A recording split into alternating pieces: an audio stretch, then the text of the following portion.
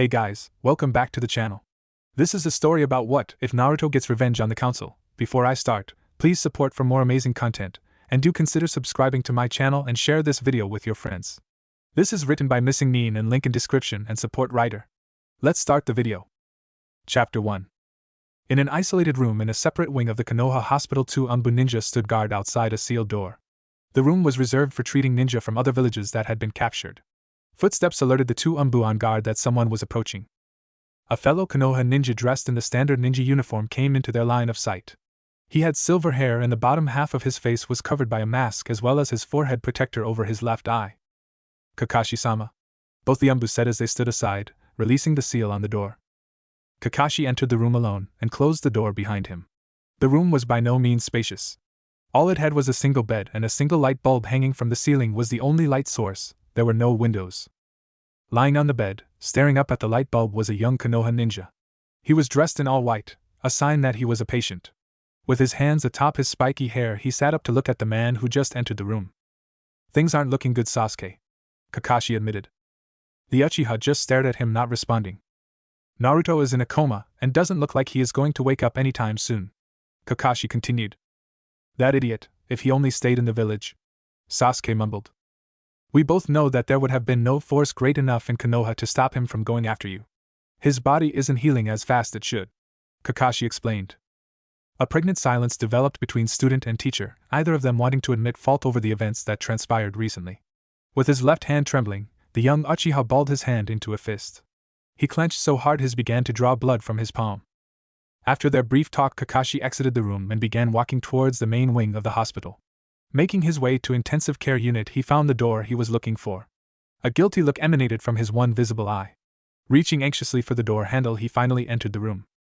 This room was much bigger and looked like a proper hospital room. Sakura? He said. He was expecting to see a certain pink-haired genin watching over the patient, but she wasn't there. Lying unconscious on the bed under a heap of blankets was a spiky-haired blonde boy. His face had several bandages. Looking on, Kakashi could only imagine how severe his injuries were. Slowly he approached the bed, a burning sensation creeping across his body. Grabbing at the left side of his neck in pain, he stopped. A cloud of smoke materialized and Kakashi disappeared and Sasuke appeared. The Uchiha found a black substance beginning to spread across his body. Feeling himself being engulfed by rage, he stumbled away from the blonde boy. Trying to regain control, he felt a powerful hit connect with his gut. Falling on his knees, Sasuke began to cough up blood. As he spat out the crimson liquid, the rage as well as the black marking resided. Looking up from his ground position, he couldn't believe it. His friend who was supposed to be in coma was awake and standing over him. But something was off. Naruto was dressed in the same white hospital clothes as Sasuke, but the Uchiha could see something was wrong. Naruto's once blue eyes were now red with singles black slit like irises. I could sense the hate in your heart, Naruto barked. Just because you're still alive after our battle doesn't mean you can lecture me on anything, Sasuke retorted. Our battle never finished.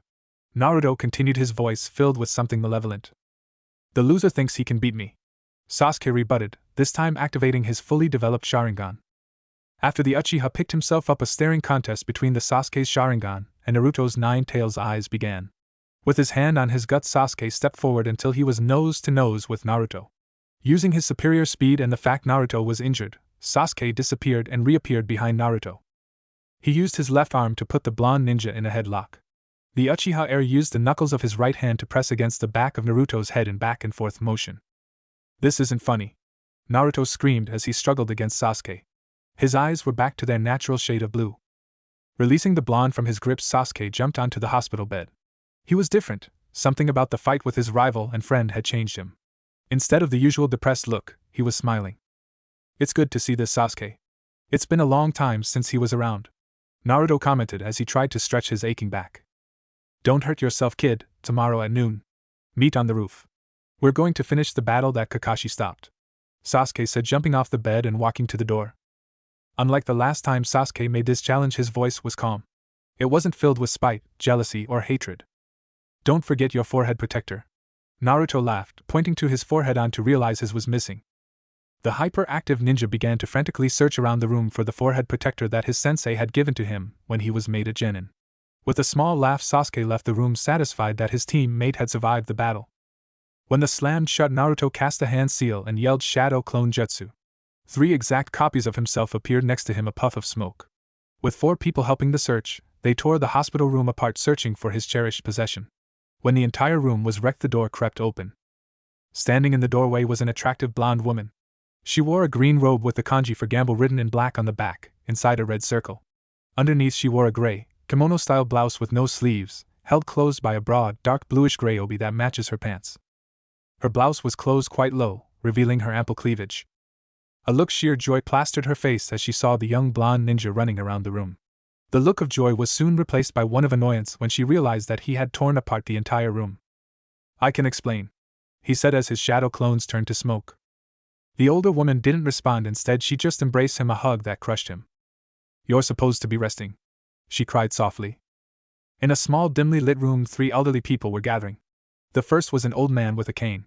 He had black shaggy hair, and his right eye was bandaged. He had an X-shaped scar on his chin. It was a very old scar because there are signs of it healing over time. He wore a white shirt, with a brown robe over top of it covering from his feet to just over his right shoulder. The second was another old man. He had gray hair, a beard and glasses. It was unclear why, but he had a frown on his face. His entire body was covered by a grayish robe. The third was an old woman. Her hair was pulled back in a twin bun locked by a traditional Japanese hairpin with 2 pearls dangling off the side. She was wearing a simple long kimono, closed by an obi, a jacket, and a sash over it. "Danzo Shimura, code word Hogo no Kage, shadow of protection," the first man said. "Hamura Mitokado, code word Fukona Piero, unhappy clown," the second man added. "Koharu Yudatane, code word Birendo Shinjitsu, blind truth," the woman said. A short silence followed before the leader of the 3 spoke up. "Good, now that we've confirmed that we are who we say we are, the meeting can begin," Danzo announced softly. "What is the meaning of this?" Koharu asked, a bit ticked off. "I believe this has to do with the 9 tails," Hamura theorized. "Nothing gets past you. I read Sasuke's and Naruto's versions of the events that transpired at Final Valley." The 9 tails brat was reluctant to admit it, but from what we can gather from the Uchiha's report, there came a point where Naruto called on the 9 tails' strength to stop Sasuke. Danzo explained. "That is indeed troubling," Koharu noted, nodding her head. "I don't see the problem. If he can truly control the power of the 9 tails, then he would be a great asset for the village," Hamura pondered out loud. "If we allow that power to be controlled by the brat, then we are all doomed. I've watched him his whole life and seen the suffering he has endured within the walls of this village. The rage inside him is building like a dam that will one day burst and unleash the fury of the 9 tails upon us," Danzo answered. "Not to mention his bond with the Uchiha is troubling. If Sasuke can master his Sharingan, he may be able to take control of the 9 tails and turn its power on Konoha," Koharu added. "Our past actions would one day catch up with us. That is the nature of karma," Hamura commented as he dropped his head in shame. "The past will stay in the past. I have a plan to rid us of the brat and obtain the perfect weapon," Danzo said with an evil grin over his normally emotionless face. On top of the hospital roof waited a young blonde boy. He was wearing an orange tracksuit. The tracksuit had blue areas on the upper shoulders as well as around the waist and a white swirl with a tassel on the left side. The tracksuit had a red swirl on the back of the jacket, a large white collar, orange pants, blue sandals. He had on a blue forehead protector that was given to him by his sensei. As he paced around, another young boy appeared. He had spiky black hair. He was wearing a blue, short-sleeved shirt with a raised collar, and the Uchiha crest on the back and white arm warmers with white shorts and black sandals. "I see you didn't chicken out, Naruto," Sasuke taunted as he tied on his forehead protector. "I can't let you go walking around the village thinking you beat me, the next Hokage," Naruto said, pointing to himself with his thumb. "I owe you one for this," Sasuke said as he pointed to the deep scratch across his forehead protector. "You can try, but I doubt you will," Naruto smirked. "Let's make this fair. This will be just a plain taijutsu battle. We'll just do the talking with our fists. According to Kakashi, you're in no condition to be casting any jutsus." Sasuke laughed. "I won't use my Sharingan. Before you said that you had a chance of beating me, but now you don't," Naruto said before rushing at Sasuke. Throwing a right punch, Naruto completely missed because he was off balance. He had still not fully recovered, was suffering from pain in his legs. Sasuke grabbed Naruto's right arm and locked it in an armbar. "I guess once a clown, always a clown," Sasuke laughed. "I'll show you who the clown is," Naruto said as he broke free with sheer strength. Sasuke jumped away before charging in and attempting low sweep. Naruto back flipped away but ended up landing on his head. "You're too beat up to fight," Sasuke muttered as he walked over to help Naruto up. As Sasuke picked up the blonde ninja, he sensed something incoming. Quickly, he tossed Naruto aside, saving him from being hit by 3 medical needles. The needles embedded themselves in the concrete on impact. Naruto and Sasuke both realized that they were surrounded. There were 10 people, all wearing porcelain animal masks that concealed their identities. The rest of their bodies were covered by black cloaks. These weren't ordinary Yanbyu. Naruto and Sasuke could tell they were in trouble. The Uchiha activated his Sharingan when he released Naruto wouldn't be able to fight at his best. One of the 10 mystery ninja appeared in front of them holding a scroll. Sasuke stared at the scroll, unsure of what the person was planning. Naruto gathered up his chakra as he prepared to call upon his shadow clone technique. His attention was broken by the sound of Sasuke falling over. Naruto's eyes grew wide as he saw 2 needles in the back of Sasuke's neck. The man with scroll was a diversion. Naruto's eyes changed from blue to red as he felt the 9 tails take control. Then he blacked out. "Wake up, you idiot." Naruto opened his eyes to see Sasuke clutching the back of his neck. They were still on the roof, and the 10 strangers were all unconscious. "I don't know how you did it, but you did," Sasuke said as he extended his free hand to help Naruto up. "Are they?" Naruto asked, unsure if he wanted the answer. "Don't worry, you idiot. They're alive.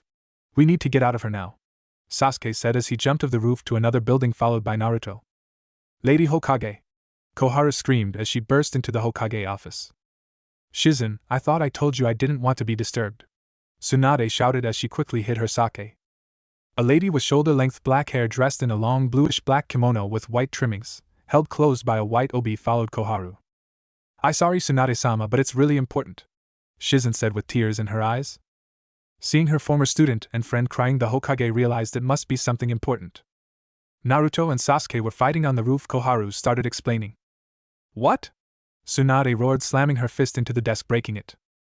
"As I was saying, to stop the 2 genin from battling, a team of ANBU stepped in. After they subdued Sasuke with a paralyzed needle attack, Naruto lost control and summoned the power of the 9 tails." Koharu finished. "How bad is it?" Tsunade asked as her throat swelled up. She knew that there are only a few things that could play on Naruto's anger, and his friends getting hurt was one of them. "Of the 11 ANBU who intervened, only 1 is still with us," Koharu explained. "That can't be true," Tsunade said as she stopped herself from running and killing the old lady. "It is." Naruto and Sasuke fled. "They're hiding in the old police station the Uchiha clan used to control." Koharu piled onto Tsunade's misery. "We have Asuma Sarutobi, Might Guy, and Karina Yuhi waiting to go in and arrest them.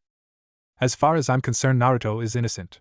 You tell them not to harm a hair on his head. If he doesn't want to surrender, call me. No one lays a hand on him," Tsunade roared. In the lobby of the abandoned Konoha police, Sasuke and Naruto waited. It was completely empty and decrepit. There was dust and dirt everywhere. "You're in this mess because of me," Sasuke admitted as he sealed the door shut. "What are you talking about? Those were enemy ninja out there," Naruto responded. "They were Konoha ninja. They were part of a division I've never heard of, but they were part of Konoha," Sasuke explained. "Why would they be after you?" Naruto asked, confused. "I tried to run away from the village. They were probably sent to arrest me," Sasuke shouted, losing his patience. "Grandma," Tsunade promised. Naruto mumbled under his breath. "People break promises, Naruto," Sasuke replied, activating his Sharingan. "You need to get away from me. You have your dream of being Hokage, and getting arrested could ruin that." "What kind of Hokage would I be if I couldn't save one friend?" Naruto smirked as he stood his ground. "Why are you doing this?" Sasuke questioned, perplexed. "You said I was your closest friend, and well, you're my closest friend too." Naruto laughed. Outside the police station, 3 Jonin-level ninja waited. The rest of the building was surrounded by ANBU. The first Jonin, who stood in front of the door, had thick eyebrows and black hair cut in a bowl. He wore a green jumpsuit, orange striped leg warmers, and a standard Konoha flak jacket. His forehead protector was on a red cloth and was worn around his waist, like a belt. "Naruto, Sasuke, I know the passion of youth burns brightly in you, so I know you're what's right," he cried. Behind him, the other 2 Jonin looked at each other, concerned. The man had brown eyes, short, black spiky hair, and a beard. He wore a standard Konoha ninja uniform with the sleeves rolled up halfway. Around his waist was sash that had the kanji for fire. Playing with an unlit cigarette in his mouth, he looked at the woman next to him. She had long, black, shoulder-length hair and red eyes. She was wearing a red mesh armor blouse with only the right sleeve visible. Over that was very broad material which resembles bandages with a pattern on it similar to those of rose thorns. Her hands and upper thighs are also wrapped in bandages. "Karina, do you think it was a good idea to have Guy talk to them?" he said. "I don't know, Asuma. I can't believe Naruto did all those things, she replied. Inside the police station, Naruto and Sasuke could hear a familiar voice screaming about youth and passion. Bushy Brow Sensei, is that really you? Naruto asked, standing next to the door. Yes, how could you betray your burning youth, Naruto? Guy screamed. It sounded like he was crying. What are you talking about? Naruto was worried now. Naruto, those ANB you fought are all dead. I'm here to arrest you and Sasuke. Guy continued to cry out. The ninja in the bright orange uniform fell to his knees. His body was beginning to go numb. You're lying! Sasuke screamed. Those ANB were alive when we left. I saw it with my Sharingan. They were just stunned, none of them were fatally wounded. Sasuke grabbed Naruto's collar as he tried to drag the depressed ninja out towards the secret exit. The Uchiha found it hard as Naruto was practically dead weight. Just as they were at the secret escape route, they heard someone shout. Dynamic entry. Guy burst through the door, breaking Sasuke's weak seal. With Naruto in a state of shock, Sasuke took up a defensive position in front of his friend. As he prepared to take on the Jonin before him, the walls to the lobby exploded and the room filled with ANBU. The ANBU were dressed exactly the same as the people who attacked them on the roof. The ANBU began throwing chains at Sasuke. Using his Sharingan, he avoided all the chains until he was hit with a swift upper kick that launched him into the air, leaving him in a vulnerable aerial position where the chain easily wrapped around him. The chains began to cut off his chakra, deactivating his Sharingan. After Sasuke was captured, ANBU proceeded to wrap Naruto in similar chains. Naruto, activate your power now. Use your red cloak power. Sasuke screamed as he struggled against chain that was being tightened by the ANBU. Naruto's mind had suffered a sudden breakdown, and he couldn't respond to the outside world. 2 days after Naruto and Sasuke were arrested. In a large, well-lit room, several of the top officials in Konoha gathered. There were 3 tables, all focused around 2 empty seats. The tables were on raised platforms looking down at the seats. Sitting in the middle of the biggest table looking directly at the empty seats was the Hokage, Tsunade. Sitting next to her was the Konoha Council, Hamura Mitokado and Koharu Utatane, as well as her assistant Shizen. In the table to the left of the Hokage were Danzo Shimura and a team of ANB Root. Seated at the table to the right of Tsunade were Asuma Sarutobi, Shikaku Nara, Choza Akimichi, Inoichi Yamanaka and Hayashi Hyuga. The door to the room slowly opened and Naruto and Sasuke were escorted into the room. They both had their legs shackled and were wearing straitjackets that had a chakra-suppressing seal. They were forced to sit in the 2 empty seats in front of everyone. Naruto stared at the ground blankly as Sasuke glared menacingly at everyone. Naruto Uzumaki, you are being charged with 10 counts of murder of Konoha ANBU and 1 count of attempted murder. Sasuke Uchiha, you are being charged with treason and facilitating murder. Koharu read the charges as she rose from her seat. How do you plead? We're both innocent. Sasuke shouted, knowing that Naruto was still mentally blocked. Koharu took her seat and Danzo rose. It will be my job to present the evidence, and the job of the Jonin elite to decide on a verdict, he said as he motioned to the table across his. Asuma tried to light a cigarette as Danzo pointed at him, but Shikaku stopped him. Sasuke Uchiha, in your own words, tell us what happened on the roof of the hospital after you and Naruto Uzumaki fought. Danzo turned the attention to Sasuke. The previous day. Sasuke struggled as he fought against the straitjacket in his small prison cell. Laying on the bed trying to break free, he struggled to call upon his cursed seal.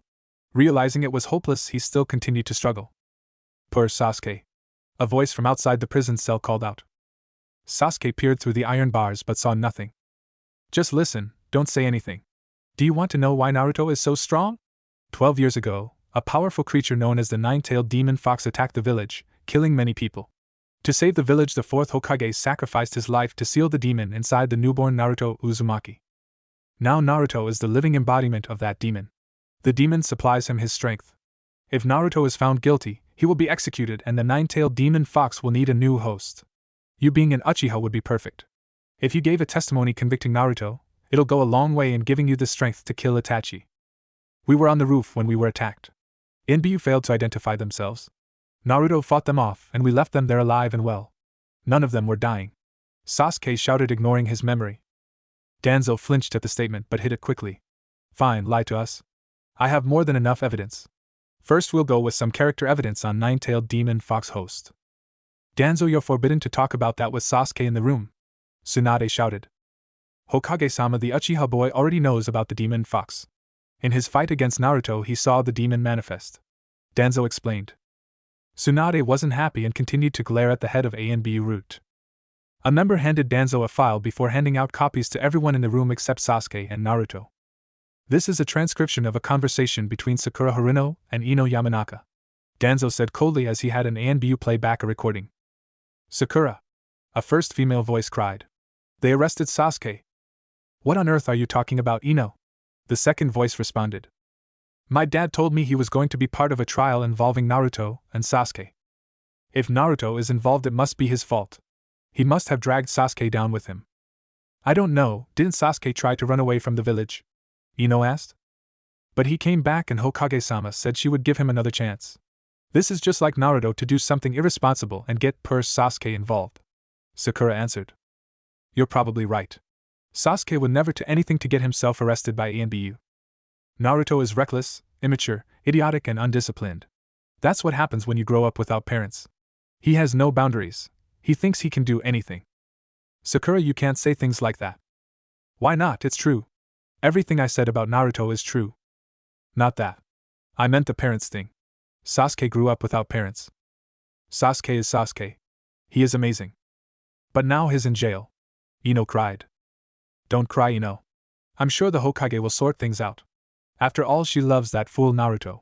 And when everyone sees that it's Naruto's fault, Hokage-sama will pardon them. Sakura tried comforting her friend. But how do you know it's Naruto's fault? I'm on the same team as him. It's always his fault. Danzo raised his hand signaling the ANBU to stop the recording. Tsunade cursed under her breath at her student.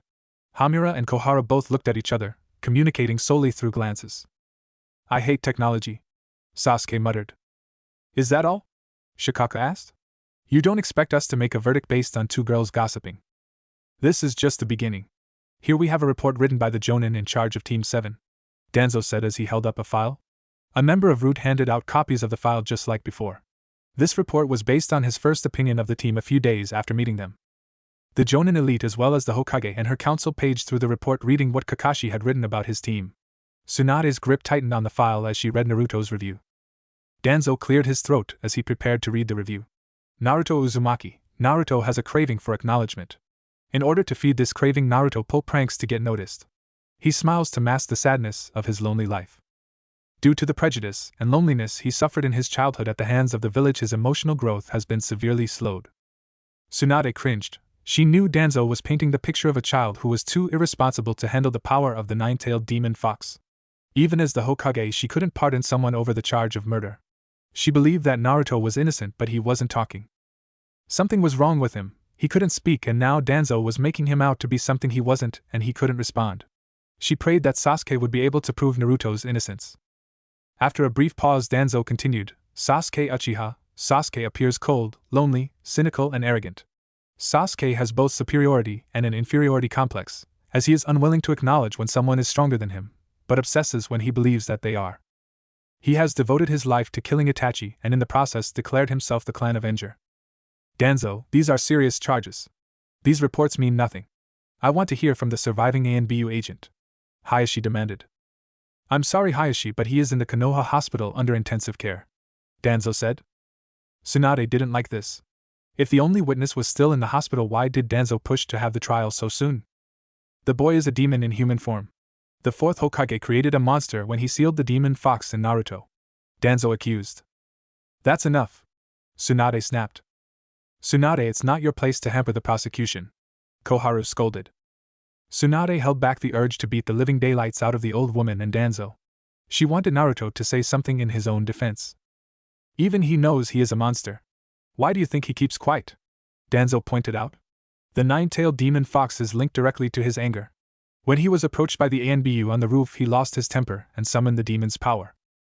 After all the character bashing, Naruto finally lifted his head. Tsunade was about to smile until she saw the boy's face. His blue eyes had become red and pupils became slit-shaped. Letting out a growl, he showed that his canine teeth grow longer and sharper, and his blonde hair grew longer and spikier, as it stood on end. If you don't believe me, see for yourself. The boy is tapping into the power of the demon fox, Danzo shouted. The Jonin elite were taken back. The straitjacket was supposed to suppress all chakra. The nine-tailed demon fox should be extracted and placed in a suitable host. Koharu spoke up, much to everyone's surprise. Shizen jumped to hold Tsunade back from killing the old woman. Extracting the nine tails will kill Naruto, Tsunade barked. A fitting punishment. A punishment that Uzumaki and Uchiha will share, Danzo proposed. What say you, Jonin Elite? This is crazy. We didn't kill anyone, Sasuke shouted. Shizen struggled to hold back Tsunade as Koharu took over the duty of asking for the verdict. Asuma Sarutobi, head of the Sarutobi clan? She asked. Lighting his cigarette, he paused before he spoke. Guilty. Shikaku Nara, head of the Nara clan. Just like his son, he mumbled about something being troublesome. Guilty. Chozo Akimichi, head of the Akimichi clan. With his head bowed and heavy heart, and spoke. Guilty. Inoichi Yamanaka, head of the Yamanaka clan. Pulling out a small asphodel flower that symbolized regret, he spoke. Guilty. Hayashi Hyuga, head of the Hyuga clan. Guilty. Was all he said. Tsunade was livid. This wasn't a trial, it was a witch hunt. She couldn't believe the Jonin elite had come up with that verdict. I didn't come back just to die, Sasuke screamed as black marks began spreading across his face. Seeing this, Danzo ordered a member of his ANBU to attack. Before the ANBU to hit Sasuke, he was blasted away by red chakra. Naruto's body was encased by bubbling chakra, taking on the shape of a one-tailed fox. Using the power of the demon fox, he burst free from the straitjacket. The back of Sasuke's straitjacket began to bulge as two hand-shaped wings tore the straitjacket open. With Sasuke taking his curse seal to level 2 and Naruto calling on the demon fox's power, the room filled with ANBU. Tsunade looked on in horror as the boy she thought of like her own blood was being treated like an animal. She wanted to say something, but she knew she wasn't looking at Naruto anymore. She was looking at the nine-tailed fox. Naruto held out his right hand and blue ball of spiraling chakra formed in it. Crouching his knees, Naruto jumped into the air and thrust his arm upwards, using his Rasengan to break through the roof and escape. Sasuke took off with his wings and followed Naruto. After them, Danzo screamed as the ANBU gave chase. Chapter 2. Looking at the pile of paperwork stacked on her desk, a blonde woman in a green robe with the kanji for gamble on the back poured some sake. Looking at the small cup she had just poured, she decided to take a big sip straight from the bottle. Her assistant immediately screamed at her actions. She was used to her old friend acting that way whenever she had a drink. 8 years, 8 long years. She slurred her words as the alcohol toke effect. Shizen knew what the Hokage meant. She was there when it happened. It was the day Naruto was declared a missing nin. The ANBU gave chase, but with Naruto drawing on the nine-tailed fox's power and Sasuke using the curse seal, they were gone within minutes. The Konoha Council and Jonin Elite both came to the conclusion to declare Sasuke and Naruto missing nin and criminals, overruling the Hokage through an old law that stated if the Hokage was emotional compromised due to the ninja in question, the Council and Jonin Elite would decide on whether to declare the ninja a missing nin. Over the years, reports had come in with people claiming to have seen the nine-tailed demon fox. None of them proved true. Tsunade had to be strong for the village. Many of the civilians and some of the ninja were baying for Naruto's blood after it became public that he killed 10 ANBU and fled. Some went as far as placing a bounty on his head. The rumor mill worked its magic and people were saying that the nine-tailed fox had corrupted the Uchiha. Shizen knew well that these rumors were started by Ino and Sakura in the hopes that one day their precious Sasuke would return. I still say he's innocent, Tsunade hiccuped. Shizen tried to smile at her boss, but the Hokage was already asleep. Shizen remembered how bad Tsunade's drinking had gotten the months after Naruto was declared a missing nin. Shizen secretly assumed the role of Hokage using a transformation jutsu while Tsunade dealt with her grief. Tsunade truly loved Naruto like the family she lost so long ago. She saw both her former love and younger brother in the boy. Shizen could only imagine that losing Naruto was like losing the two of them again. Jiraiya had come to find out about the events with Naruto and Sasuke's trial a few days after it happened.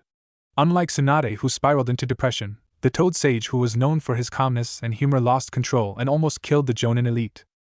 It was only through the combined effort of 10 Jonin that they were able to stop him from killing them. Jiraiya promised to Tsunade he would search for Naruto and left, not returning for 3 years. Tsunade had held hope that the Toad Sage would find him, but nothing. Jiraiya had informed Tsunade that some people who once considered Naruto a friend and ally had turned their backs on him. People that he had saved, risked his life for, they didn't want anything to do with a missing nin Jinchuriki who killed 10 of his own comrades. This meant that there was no one willing to help him as he ran from Konoha. Jiraiya could only say for certain that he knew Naruto and Sasuke were traveling together from an incident in Amigakure. Jiraiya couldn't gather any information on what took place because it was a heavily guarded secret of the village. Even with all his spies, he couldn't even get the exact month to when the incident took place. The news that Naruto was in Amigakure worsened Tsunade's feeling about the situation. From the information that Jiraiya had gathered about the Akatsuki, Amigakure was their base of operations. The Akatsuki was an organization of criminal ninja made up of S-class criminals. The Akatsuki's goal was unknown to the world. All Jiraiya knew was that they wanted the power of the nine-tailed beasts. The Akatsuki had kidnapped and murdered the Tsunagekyu's Kazakage, Gaara, years earlier by extracting his tailed beast. Tsunade feared that had been Naruto's fate. 8 years, and the only concrete thing they heard was that he was at the home of the organization that sought to kill him. Shizen looked over the Hokage. Years of drinking had done damage to her body. Shizen knew if Danzo found out about this, then he would make a play to become Hokage. The Hokage's young assistant did her best to make sure no one saw the Hokage at her worst.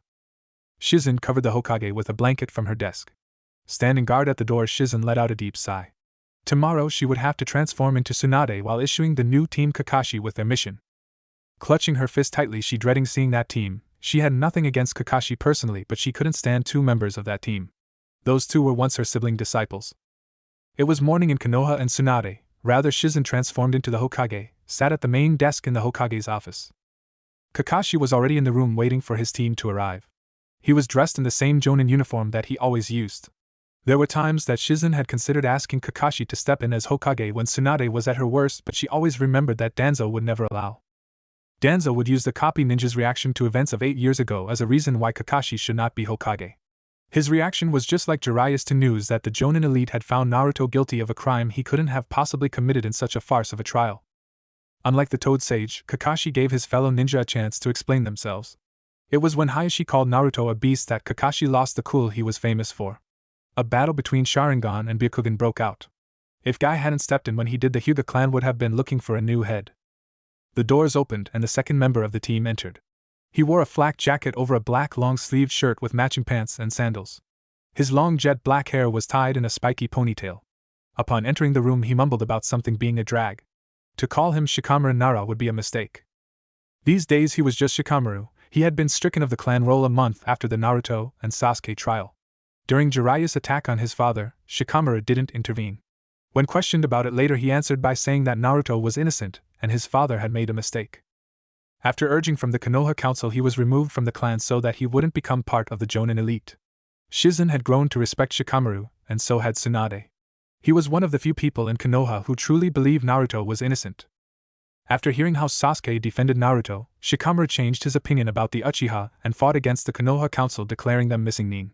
The former Nara was one of Tsunade's most trusted advisors and one of few who knew of Shizen's transformations. Kakashi and Shikamaru both greeted each other before they turned to the door. 2 women entered into the room. The first had her long blonde hair in a ponytail with bangs covering the right side of her face. She wore a short, purple, sleeveless blouse with an open purple apron skirt over a shorter, black skirt, with short fishnet shorts underneath. The second had bright pink hair.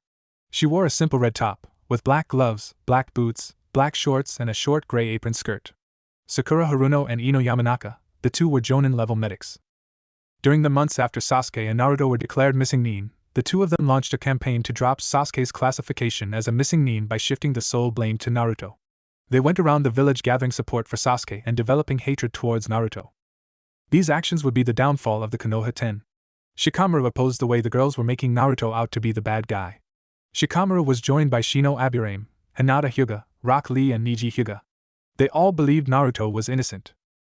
To Shikamaru's shock and disappointment, his best friend Choji Akimichi sided with Aino because he had a crush on her and didn't want to go against his father's decision.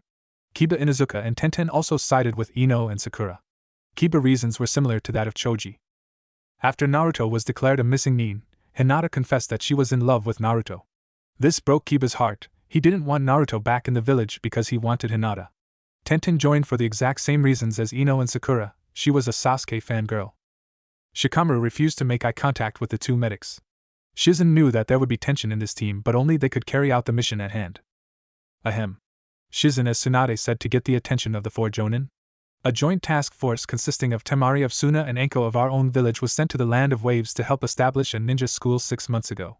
Temari has taken ill 2 weeks ago, and the task force's mission has been postponed. Your mission is to meet up with the team from Suna, and then bring Enko back home. Shikamaru just yawned. Your fiancé has been sick for 2 weeks, and that's how you act. You don't deserve someone like that. Ino snapped at her former teammate. You will be meeting up with Kankuro and Baki on the Great Naruto Bridge. Tsunade continued, ignoring the bickering. They're only sending 2 Jonin-level ninja. Kakashi blurted out, a bit shocked. The village never really recovered from the death of Gaara. Shikamaru added. After the Akatsuki killed the Kazakage, the village lost a lot of its ninja. Some ran, some quit, and some died trying to avenge Gaara. Kankuro and Baki are two very capable ninja, Kakashi noted, trying to make up for his earlier comment.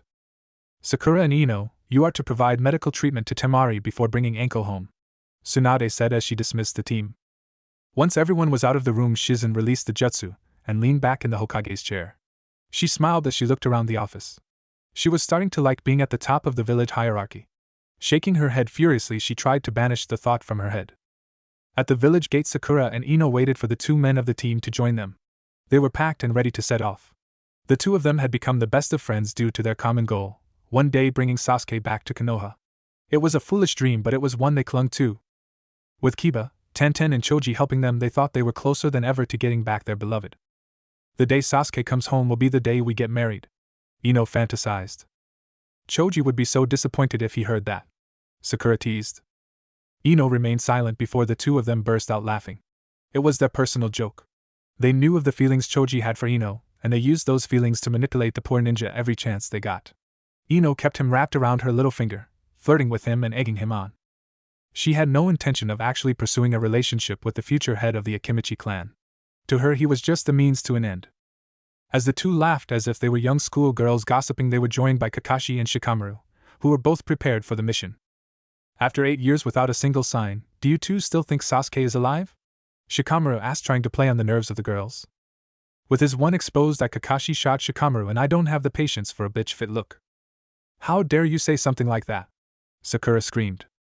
Of course he is alive. He is Sasuke Uchiha. You should be more worried about that damn Jinchuriki, Ino added. That's where I don't get you broads. During the trials, Sasuke defended Naruto. Your great hero, Sasuke, believed that his best friend Naruto was innocent. Here you two are, telling everyone that Naruto is a murdering monster.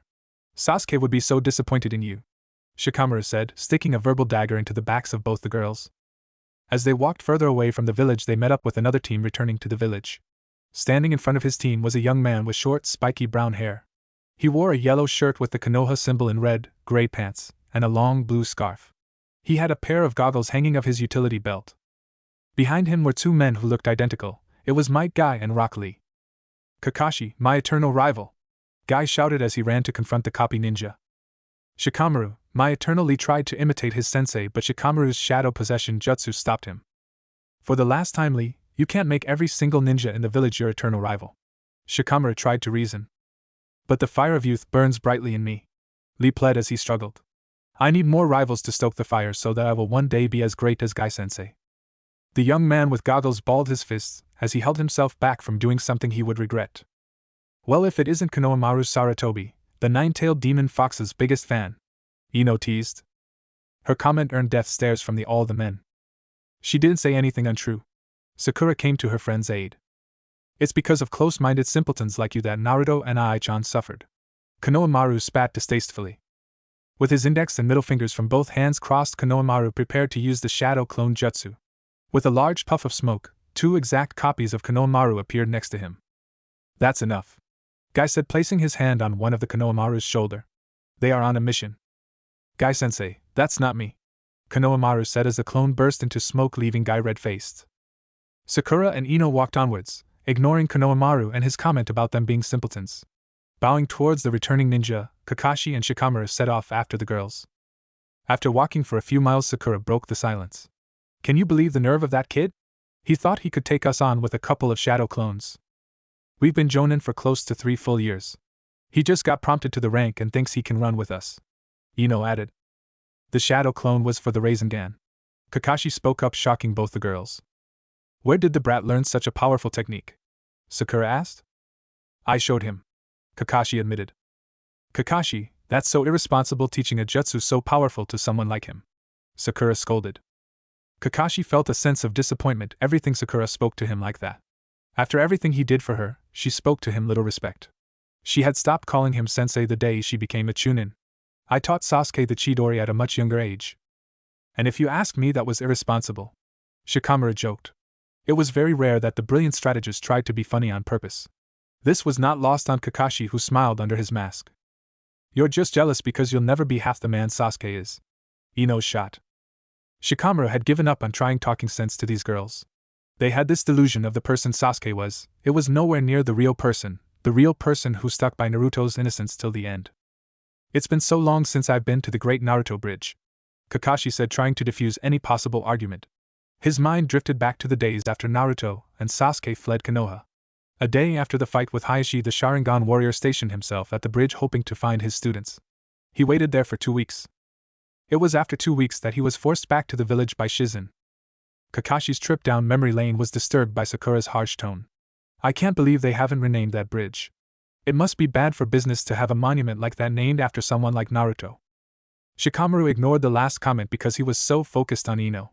His mind began to replay the events of the day the legendary Ino, Shika, Cho trio disbanded.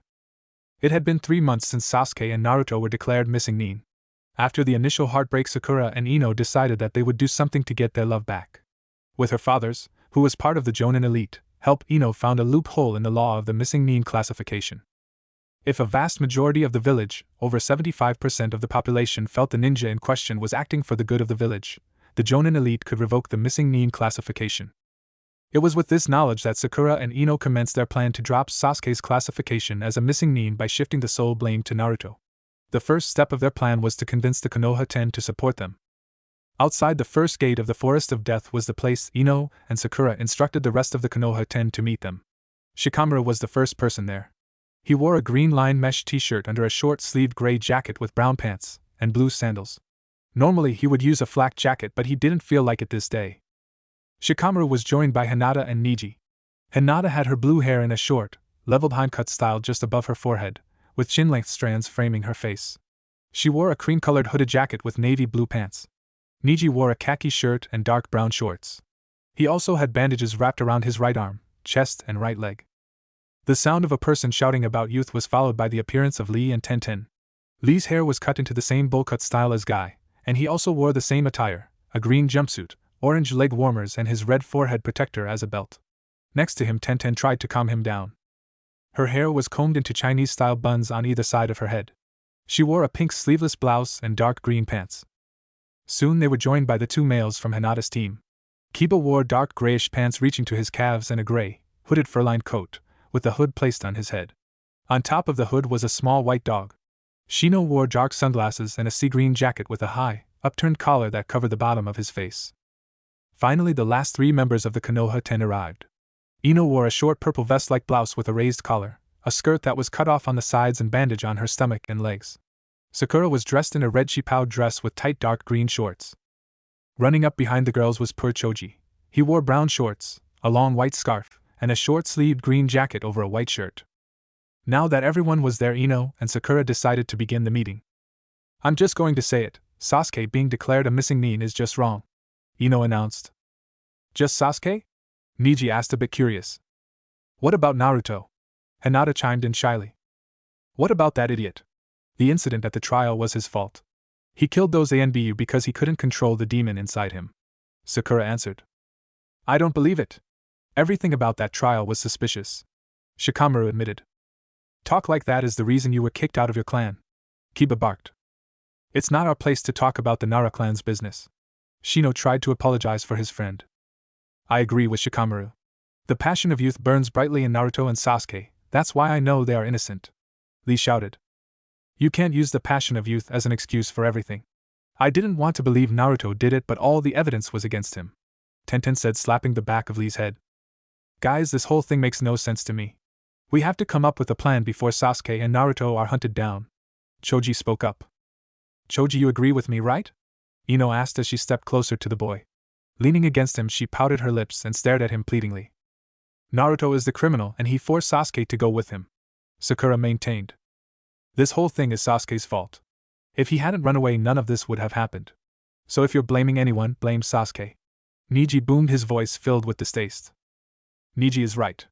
The Sasuke retrieval squad risked their lives to bring him back, although if I had been part of the squad, no one would have had to risk their life, Shino added.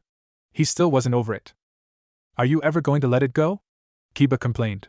You were on a mission, nothing could be done. Please don't argue, Hinata pled. I've had it with the shy schoolgirl routine. It's getting really old, Sakura scoffed. What do you mean? Hinata whimpered slightly. It was cute in the academy, but it just seems like you're trying to hog all the attention, Sakura continued. Sakura, that was uncalled for. If anything, you're the drama queen who strives for attention. Shikamaru pointed out. You can't talk to my best friend like that, Ino shouted. Tension was filling in the air. A fight could easily erupt if anyone said anything out of place. Rock Lee held back the urge to try and start a brawl. Shino readied the insects in his body. Kiba held a pair of food pills in his closed fist. Niji had activated his Byakugan. Violence isn't going to solve anything amongst comrades, Shikamaru said. You're right. We should explain our plan. Sakura agreed. There's an old law that says if a ninja is declared a missing nin and 75% of the village's population feel that the ninja has acted for the good of the village, the Jonin elite could revoke his missing nin classification. Ino explained. How are we going to get so many people to believe in Naruto? Hinata asked. Forget about that idiot. Sakura snorted. The people already hate Naruto. We just say Sasuke was an innocent bystander caught in the wrath of the nine-tailed demon fox. I can't allow that. I won't allow you to go around telling people that Naruto is a monster, Shikamaru said as he walked away from the group. I'm with Shikamaru. I love Naruto and I believe he is innocent, Hinata confessed as she joined the Chunin. Naruto showed me that I could be free even with a curse mark, Niji reminisced as he joined his cousin. By the fire of youth I will stand by Naruto, Lee exclaimed as he jumped onto Niji's back, much to the chagrin of the Hyuga. You can easily judge the character of a man by how he treats those who can do nothing for him. Even after he was treated badly by everyone, he hated nobody from the village, Shino said, joining Shikamaru. Shikamaru looked anxiously at Choji as he expected his friend to join him. I don't think it's fair that Sasuke be blamed for Naruto's flaws, Ino squealed. Ino is right. Sasuke has the potential to be great ninja for the village where Naruto has the potential to be a great threat, Sakura commented coldly. My mother was called to investigate those ANBU corpses. Naruto's stench was all over them. Kiba barked as he held back his true feelings. I'm a rational person. If the evidence says he did then, well, he did it, Tenten admitted. Choji stood between the stares of his best friend Shikamaru and his crush Ino. Shikamaru looked at him with worry while Ino tried to make herself as appealing as possible. His heart was torn. What was he to do? Giving Shikamaru one last defeated look, he stood next to Ino. I'm sorry, Shikamaru. My dad saw the demon in Naruto. I believe him, Choji apologized.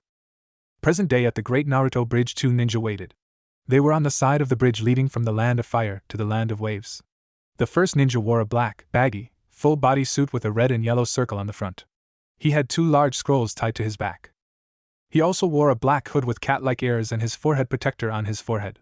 According to his forehead protector, he was from Suna. The second ninja wore standard attire of a Sunanin, complete with a forehead protector and flak jacket.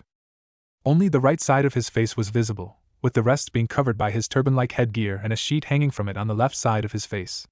On his back was a katana. Kankuro-sama, I feel uneasy about this. The second ninja spoke up. It's okay, Baki. The Konoha ninja should be here soon. The first ninja spoke up. I wouldn't be too sure of that, a mysterious deep voice announced. The two Suna ninjas spun around looking for the source of the voice. They found it in the form of a man standing on the bridge. He wasn't there a few seconds ago when they checked the parameter. The man who spoke was looking down the bridge away from the two Suna ninja. The stranger was wearing a long, black cloak with a chin-high collar. On the back of his cloak was the kanji for truth. On his head was a conical straw hat. When he turned around, the Suna ninja couldn't see his face. Between the chin-high collar and low-tipped conical straw hat, his face was hidden. Identify yourself, Kankuro shouted. Kankuro of Suna, Jonin-level ninja, brother of the former Kazekage. The stranger droned in an emotionless, monotone voice. Bounty, 20 million ryo. You're a black market bounty hunter, Baki screamed as he drew his katana. You seriously think you can take on the two of us? Kankuro laughed as he grabbed the scrolls of his bag and unrolled them on the ground. Two large clouds of smoke appeared before revealing two puppets. The first puppet had 3 eyes, 4 arms, jagged teeth, and spiky brown hair protruding from the top of its head and framing the sides of its head. Its body was covered by a tattered old cloth. The second puppet looked like a large wooden salamander. It had a large, strong shield on it. These puppets were called Crow and Salamander, the best puppets in terms of attack and defense. A slight chuckle could be heard from the stranger. His laughter made the two Suna ninja furious but remained calm. While Kankuro stayed focused on the target in front of him, Baki searched any other possible threats. Baki was weary of the foe. One thing he knew for sure was that the mysterious man was fast. The stranger dropped the left sleeve of his cloak down to the elbow to reveal his arm. Across the inside of his forearm were 7 circles. Inside each circle was a different kanji. Using his left hand, he lowered his chin-high collar just enough to reveal his mouth. Then he bit on his right thumb, drawing blood before bringing his collar back up. Using the blood from his thumb, he drew a line across the first circle tattoo on his left arm. This tattoo was just under his wrist. After completing the blood line across the circle, a cloud of smoke appeared. When the smoke dispersed, his sleeve was back the way it was originally, and he held a large blade in his left hand. It was a massive broadsword that had 2 cutouts, a circle close to the top and a semicircular one nearer the handle. The ex-executioner's blade. Baki stuttered. Since you wield that blade, it is safe to assume that you are from Kirigakure, and you're part of the 7 ninja swordsmen of the mist. Kankuro theorized. The least questioned assumptions are often the most questionable, the stranger said as he tightened his grip on the handle of his sword. I guess you're right. You may possess a weapon of Kirigakure, but your voice. You sound like someone who has spent a lot of time in the land of fire. Kankuro fished for a hint to the man's possible techniques. I've spent time all over the world. The stranger replied, changing his accent to that of some from the land of wind. Suna isn't exactly the best vacation spot in the world. Before I kill you, what is your name? Kankuro asked. He was now more serious and worried. I have no name, but people who meet their end at my blade refer to me as Shin. He answered. You can call me that while you beg for your life. After Baki and I kill you, that will be the name we'll put on your grave. Kankuro mocked. Choose your last words wisely. Shin threatened as he lifted and pointed the executioner's blade at Kankuro using only his right hand. You think you're going to scare us by lifting your big sword? Baki laughed. Shin released his grip, allowing the tip of the sword to fall onto the bridge. The blade slammed down, cracking the concrete. Team Kakashi approached the meeting point at the Great Naruto Bridge. All seemed calm from a distance until Kakashi picked up the scent of a recent battle. Signaling his team with his hands, the Konoha ninja charged towards the bridge with a greater speed. Getting closer, they could make out one lone figure that lay motionless on the ground. As they cautiously approached the body, Shikamaru quickly identified him as Baki, the jonin from Suna. Around his body were fragments of wood and blood, lots of blood. When they were close enough, they found the source of the blood. Both of the Suna ninja hands had been cut off. Kakashi lifted his forehead protector to use his Sharingan as Sakura and Ino went to work on Baki. He was barely alive as the 2 medic nin channeled their chakra into him. The intention wasn't to save him but to get as much information from him before he died. Where's Kankuro? Shikamaru asked as he brought his ear close to the dying man's mouth. The former Nara knew his fiancée won't be able to handle losing another sibling. Bebounty Chunhun, Baki gasped as his body gave out. Sakura and Ino increased the amount of chakra they gave, but Kakashi shook his head. The captain knew they would just be wasting chakra. Their instinct was to carry on, but they obeyed their captain. Kakashi pulled out a scroll from his flak jacket and unraveled it over Baki. Nodding to give Shikamaru permission, he watched as Shikamaru bit his finger, drawing blood, and completed the seal on the scroll. After a large cloud of smoke appeared, Baki's body was gone. Shikamaru rolled the scroll and handed it to Kakashi. I'm going to leave the job of returning the body to you, Shikamaru, Kakashi said as he dropped his forehead protector back over his eye. The 4 ninjas surveyed the area for clues to the type of ninja who could have done this. This had to have been an S-class bounty hunter. The battle was short. He took out Baki and captured Kankuro. Shikamaru noted as he ran his along a crack in the concrete of the bridge. There's no damage to the surrounding area. That means he is either really fast or really powerful. Sakura added her opinion. Or maybe he is both, Kakashi said as he examined the broken pieces of the puppets. He beat Crow and Salamander. We need to hurry to Temari. If this guy came after Kankuro, he might go after her, Shikamaru shouted as he looked across the bridge. Kakashi gave the signal and all 4 ninja took off running across the deserted bridge as fast as they could. It was indeed suspicious as to why this bridge that was supposed to be the life of the wave country was empty. Kakashi took the lead and used a small blade to prick his thumb. The jonin stopped and cast several hand seals and slammed his palm into the ground. Shikamaru, Sakura and Ino continued running. They knew what their captain was doing. After a puff of smoke, a small dog with a blue jacket and Konoha forehead protector appeared. Pakin, I want you to go back to Konoha and tell them that the team from Suna has been killed and they should send another squad to the Land of Waves as soon as possible. We'll wait for the second squad before returning, Kakashi instructed the dog. The 2 then ran in opposite directions. Within a minute, Kakashi caught up with his team. Why did you wait till we were on the bridge to summon Pakin and request assistance? Ino asked as they ran. Something about that place didn't feel right, Kakashi answered as he retook the lead. After that, the whole team picked up their pace. After half an hour of intense, Might Guy-style running, they finally reached the central hospital in the Land of Waves. Thanks to the Great Naruto Bridge, increasing commerce and trade had brought more revenue to the Land of Waves. It was now very prosperous. It looked like a smaller version of Konoha. Well, it should have. The architects were inspired by Konoha in their designs. When they reached the hospital entrance, they were stopped by two familiar faces. The first was an old, gray-haired man with a mustache and a pair of glasses. He wore a sleeveless V-neck shirt with an obi, pants, and he also carried a towel around his neck which he was using to wipe sweat of his forehead. Next to him was a young man. The young man was dressed in the exact same outfit as the old man, right down to the towel. "Kakashi-sama!" the young man screamed. "Inari, we need you to take us to Temari and Enko immediately," Kakashi requested. Inari nodded and rushed into the hospital followed by Team Kakashi. The old man stood outside scratching his head and mumbling about youngsters these days. Kakashi and his team were led by the young man to the second floor of the two-story building as he showed them to a door. Realizing that it might get awkward if he just rushed and Kakashi knocked on the door. "Come in," a soft voice answered. Shikamaru opened the door and rushed into the room. In front of him was his fiancée. The Suna ninja was looking out the window. Against doctor's orders, she was out of bed and had changed into her uniform. She was wearing a short-sleeved black kimono that reached down to her legs, with slits along the side and a very revealing neckline. She had a red sash tied around her waist. Under her kimono she was wearing mesh armor.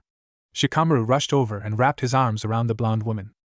"I don't remember you being so clingy," Temari teased as she embraced him back. "What about me? Don't I get any sugar?" Enko pointed at Kakashi from the hospital bed. She was wearing a mesh bodysuit that stretched from her neck down to her thighs with a dark orange miniskirt. Her tan coat was discarded on the floor. "Where's my brother?" Temari sniffed, trying not to sneeze. Shikamaru's face turned ash as he tried to find the right words. "Baki is dead and Kankuro is missing," he said coldly, trying to sound calm. Her grip on her fiancé tightened as she found the words hard to take. Enko was already out of the bed and putting on her coat. "What happened?" Temari demanded to know. "We don't know. We reached the bridge too late." Baki's last words were bounty hunter. Shikamaru explained as the woman in his arms trembled with multiple emotions. "What are we waiting here for? Suna are our allies. We need to hunt the bounty hunter," Enko declared. "We can't. The bounty hunter left no trace behind. It was a professional job. Most likely a very skillful S-class criminal," Kakashi reasoned. "It's the Akatsuki. First they took Gaara, now Kankuro. They're making a collection of the Sand siblings," Temari shouted. Every ninja knew that black market bounty hunters only deal with corpses. Shikamaru held Temari as close as he could. The other Konoha ninja decided to give them some time alone and left the room. Once the door was closed and they were alone in the room, she couldn't hold her feelings back. The proud Suna ninja and last Sand sibling cried her eyes out. She felt so ashamed but couldn't stop. Her entire family was dead. She had nothing left. That was the thought that kept circling her mind. Revenge, she wanted revenge. She couldn't get her revenge alone.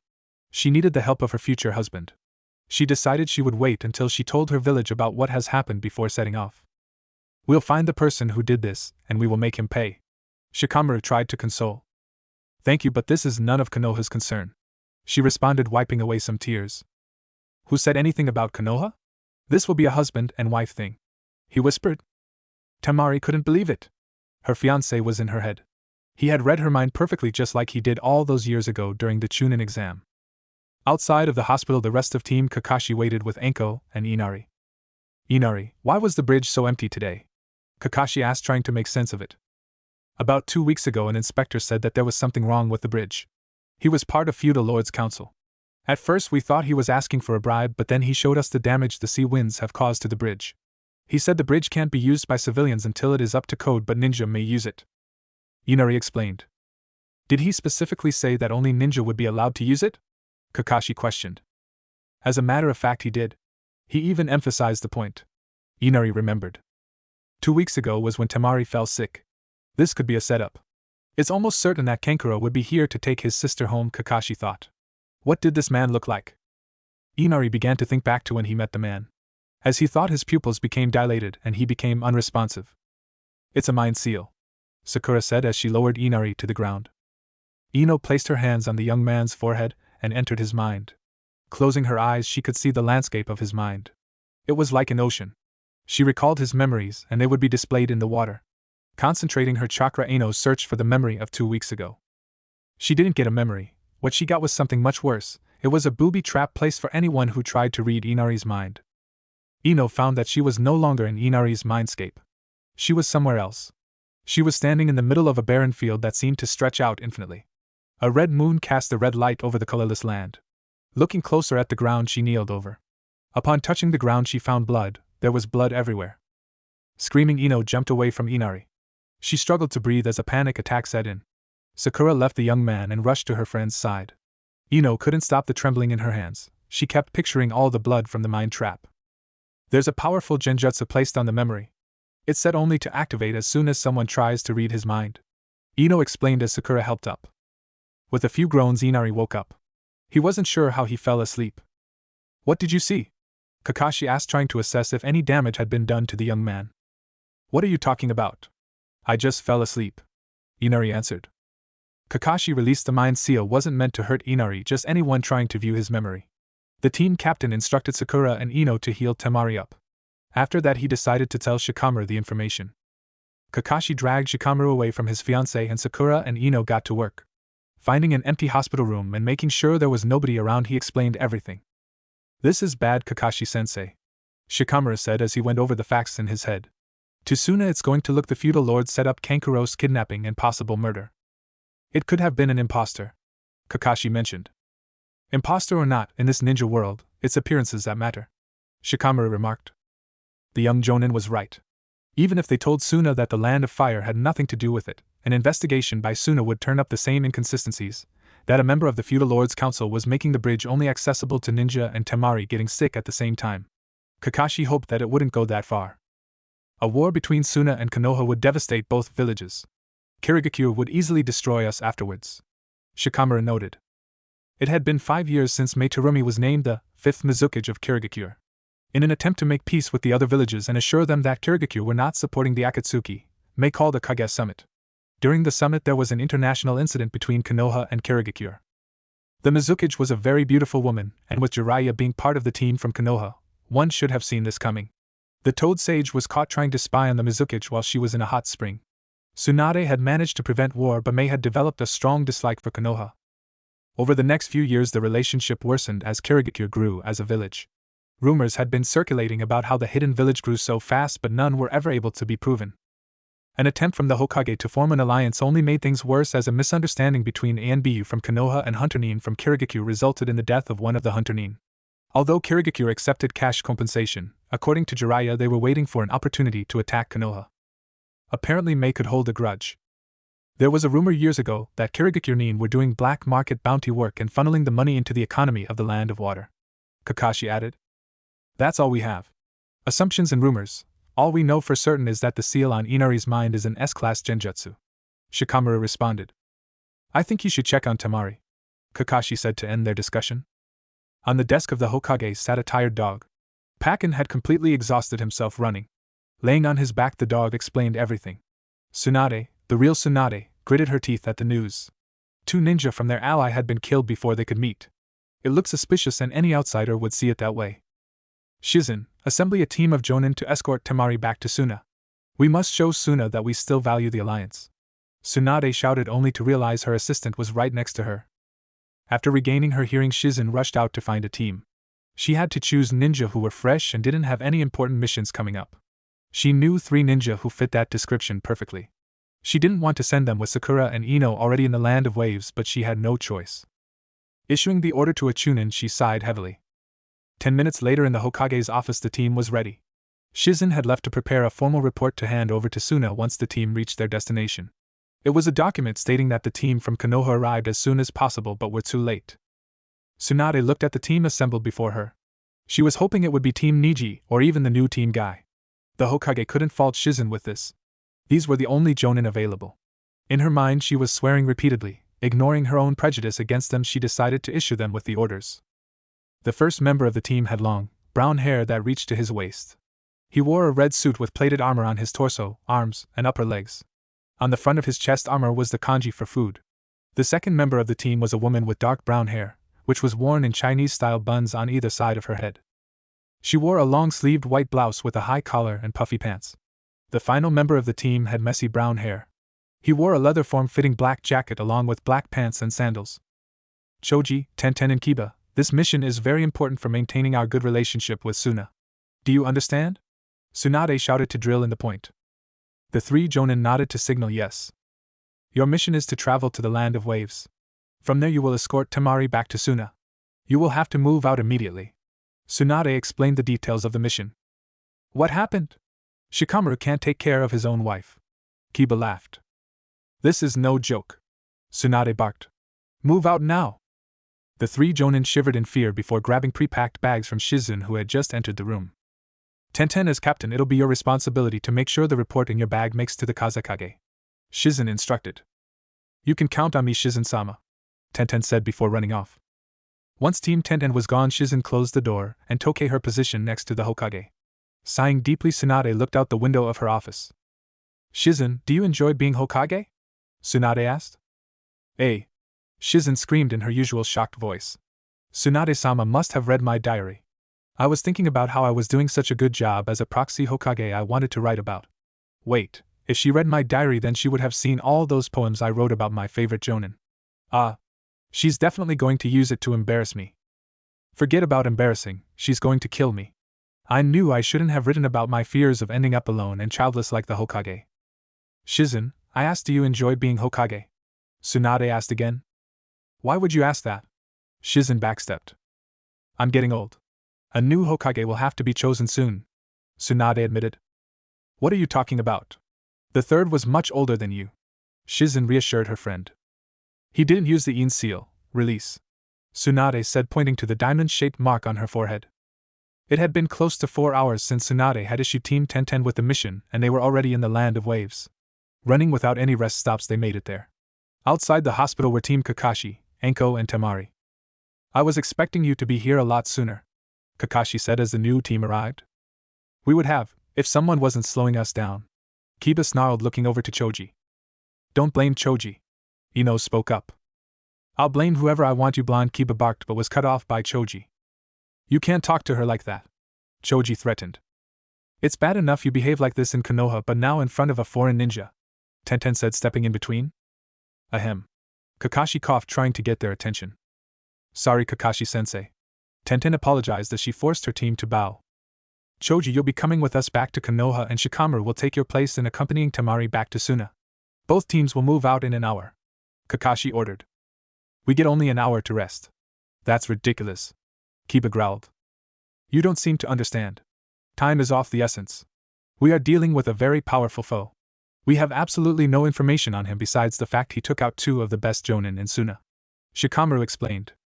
No offense, but you can't compare the Jonin from Konoha to the Jonin from Suna, Kiba smirked. What's that supposed to mean, dog boy? Temari demanded to know. He means that Konoha has better ninjas. Sakura added fuel to the fire. Are you trying to destroy the alliance between the villages by yourselves? Shikamaru scolded as he tried to calm Temari down. Kakashi gave the Konoha ninja a stern look before leading Shikamaru and Temari away. You guys are no fun. Enko laughed as she ran off following Kakashi. Has there been any word about the Konoha Council or Jonin Elite taking our plan seriously? Sakura asked after making sure it was just the 5 of them. The Konoha Council was willing to listen. They liked it, Tenten answered. They said they will convince Danzo to get on board, Choji continued. But it's going to cost us, Kiba added. What do you mean cost? Ino questioned as thoughts of Danzo being an old pervert crossed her mind. She was picturing herself, Tenten and Sakura chained to a wall in the old man's house wearing almost nothing. Tenten took a deep breath before she explained. Danzo wants your help in his coup d'etat. You two are in the perfect position to take out Shizun-sama and Tsunade-sama. He wants us to kill the Hokage? Sakura was too shocked to realize her voice was being raised. Ino quickly placed her hand over her friend's mouth. You can't be serious. The Konoha Council said if Danzo became Hokage he would rewrite all of the village's laws and get Sasuke's name cleared while still continuing the hunt for Naruto, Tenten told. If we do this, can't we get both their names cleared? Choji asked. No way, it's because of Naruto that I lost 8 years that I could have spent with my Sasuke, Sakura said bitterly. That settles it, we'll meet with Danzo as soon as we get back to the village, Ino exclaimed, glad she didn't have to sell her body. Just be careful. Lee Niji, Hinata and Shino seem to be very interested in our actions recently, Kiba warned. Tell me about it. Every time I walk through the village I feel like there's a Bikugan watching me. Sakura shivered. If they find out about the plan we're dead, Choji choked. Not necessarily. Half the ninja in the village are willing to side with Danzo, Kiba noted. This thing could break out into full-scale civil war. Ino mumbled. That's why you two taking out the Hokage is so important, Tenten said. I think we should meet up with the others. Shikamaru might get suspicious. Choji stuttered. Don't worry, Choji. Big, bad Shikamaru won't hurt you. Ino teased, pinching his cheek. Sakura, Kiba and Tenten all held back laughter as Choji blushed. They split up and decided to join Kakashi one at a time. Everyone understands the specifics of their mission. Kakashi addressed the new team Tenten with Shikamaru. The three Konoha ninja nodded while Temari looked on. Once everybody was set, they took off running on the Great Naruto Bridge. Kakashi ran at point with his Sharingan exposed. To his left was Ino and behind her was Tenten. To his right was Sakura and behind her was Kiba. At the rear were Anko and Choji. In the middle of the defensive formation were Temari and Shikamaru. Reaching the Land of Fire's side of the bridge, Kakashi stopped the ninja behind. Someone was standing at the entrance of the bridge. The stranger was wearing a long, black cloak with a chin-high collar. On the back of his cloak was the kanji for truth. On his head was a conical straw hat. Identify yourself, Kakashi demanded as the Konoha ninja prepared to engage. The man turned around, but the chin-high collar and low-tipped conical straw hat meant his face was hidden. If you remain silent, it will be taken as a sign of hostility, Kakashi shouted. Kakashi Hatake, bounty 40 million ryo or 30 million without the Sharingan. The man spoke. His voice was cold and monotone. Thoughts of this being the same bounty hunter who Toke Kankuro crept into the ninjas' minds. Did you take my brother? Temari screamed as she drew her giant folding fan. I collected the bounty on him, if that's what you mean, the stranger answered. Temari tried to run and attack the bounty hunter, but she found her body paralyzed. From the corner of her eye she could see Shikamaru using his shadow possession jutsu. Let me go, Temari roared. We planned if this happened. Kakashi will engage first, and we'll support him from the rear guard. Shikamaru tried to reason. Kakashi took a few steps away from the group towards the stranger. What's your name? I have no name, but people who meet their end at my blade refer to me as Shin, he answered. Lucky for you, I have no intention of collecting any more bounties. Too bad, because we have the intention of fighting you, Kakashi responded. Just like Konoha ninja, always attacking first without provocation, Shin replied, a light chuckle after he spoke. You must be a powerful ninja to have taken down both Kankuro and Baki without much effort. Kakashi fished for information. Trying to get me to reveal something about myself that you can use, I expected nothing less from Kakashi of the Sharingan. Shin droned on. Casting a few quick hand signs, Kakashi used a shadow clone jutsu to create a single clone of himself. You used shadow clones to beat Might Guy during his last challenge against you. That win put you up 112 to 111. Shin spoke. How could he possibly know that? That challenge took place in the Hokage's office. Guy must have blabbed it to someone somewhere, Kakashi thought. I know a lot more than you, Shin said as he stepped forward. With that single step he disappeared and reappeared behind the two Kakashi with his hand on the real Kakashi's shoulder. The Flying Thunder God Jutsu. Kakashi choked. Which those words Shin disappeared along with the real Kakashi. Why did you bring me here? Kakashi demanded to know. The Jonin was standing on a statue of Madara Uchiha. You said you wanted to fight, Shin responded. He was standing on a statue of Hashirama Senju. Between the two statues was a raging waterfall. You brought me to the final valley just to fight, Kakashi sneered. He could tell there was more. He was looking out for any other enemies. Don't worry, Kakashi. We are alone. There's no one to save you, Shin taunted. Why are you doing this? Kakashi asked, taking a fighting stance. Isn't it obvious? I live for war. I'm just itching for the next great ninja war. I just wanted to speed things up. You kidnapped Kankuro with the intention of framing the Land of Fire. You want Konoha and Suna to go to war, Kakashi shouted. You are indeed intelligent, Shin complimented. That's just phase 1 of my plan.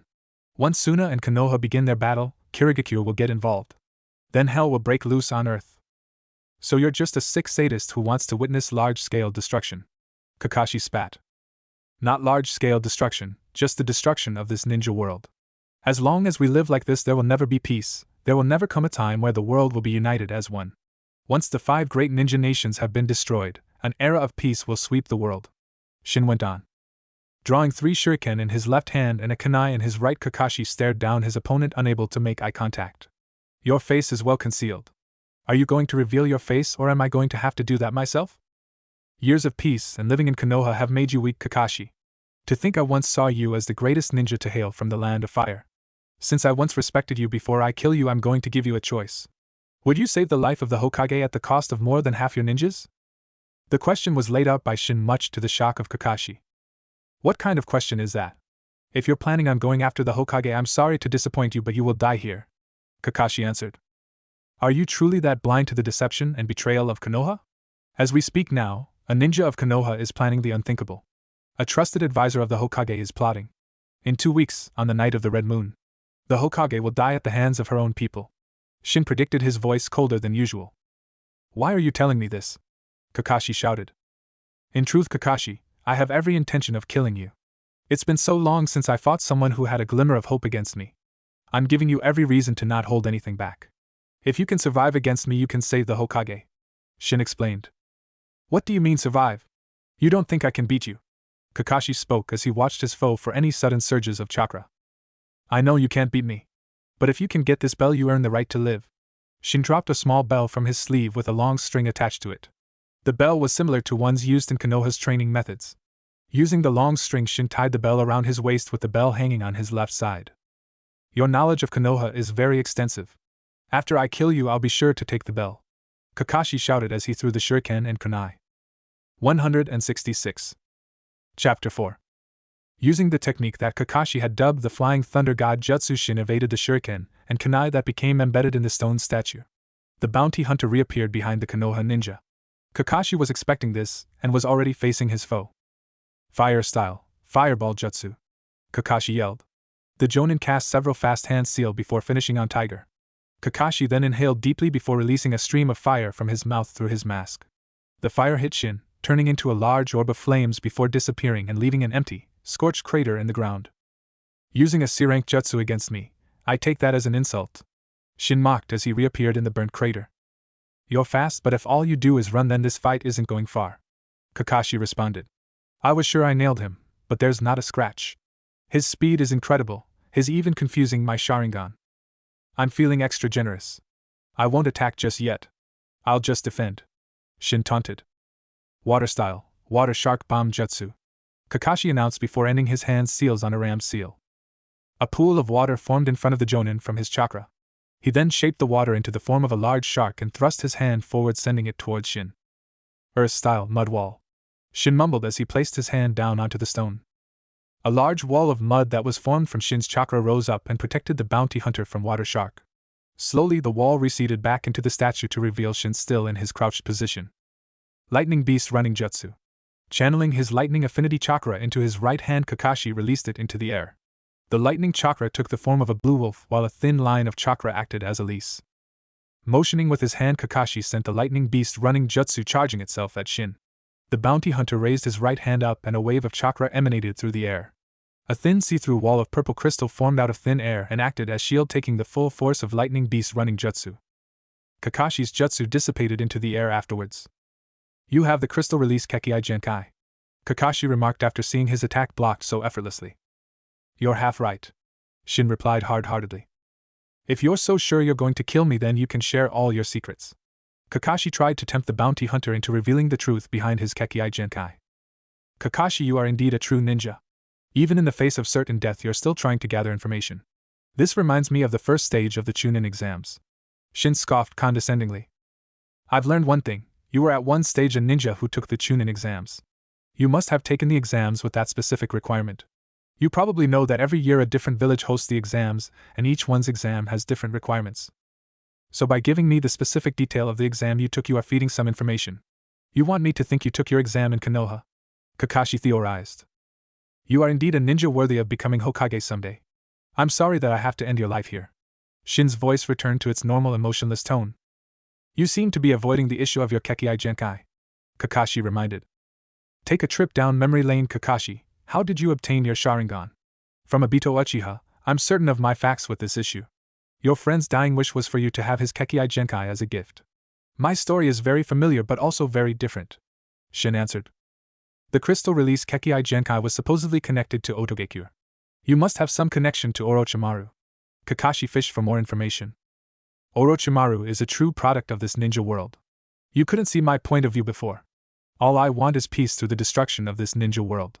In this world, peace is not the absence of conflict, but the ability to cope with it. For too long we've just coped with all the pain and suffering but no more. Konoha is essentially the epitome of what corruption is. Shin spoke his words cold, almost mechanical, like he had said this same speech countless times before. Sensing a brief and fleeting opportunity, Kakashi slammed both his hands down onto the statue. Earth-style, hidden mold jutsu. The ground beneath Kakashi became soft, and the jonin disappeared into it. Shin placed his right hand to stone surface below him. After a few seconds of concentrating, a crystal spear shot out of the ground with Kakashi on it. The crystal spear had penetrated his heart. Damn it, where'd they go? Kiba screamed as he sniffed the air. He was so fast. He made Lee look like an amateur, Tenten admitted. This is bad, everyone keep up a defensive position around Temari. Shikamaru gave the order, much to Suna Ninja's chagrin. As the Konoha ninja took up their defensive positions, doubts and fear crept into some of their minds. Although they were trained to be courageous in the face of death, they were still human, and as hard as they fought to suppress their emotions, they still had them. Ino planted her feet firmly, trying her best not to shake. The blonde's face was pale white as her lip trembled. Both her hands gripped tightly on a single kunai. Her eyes constantly darted in every direction, searching for a sign of the assailant. He took Kakashi. It all happened so fast. If he could get to Kakashi like that, I have no chance against him. Please, Kakashi-sensei, be alive. Next to Ino was a pink-haired kunoichi. Sakura could feel her leg muscles tightening before going stiff, along with her knees locking. Beads of sweat formed on her forehead, trickling down face. Her heart raced, it felt like exploding. The truth was that it had been years since she and Ino had been sent out into the field.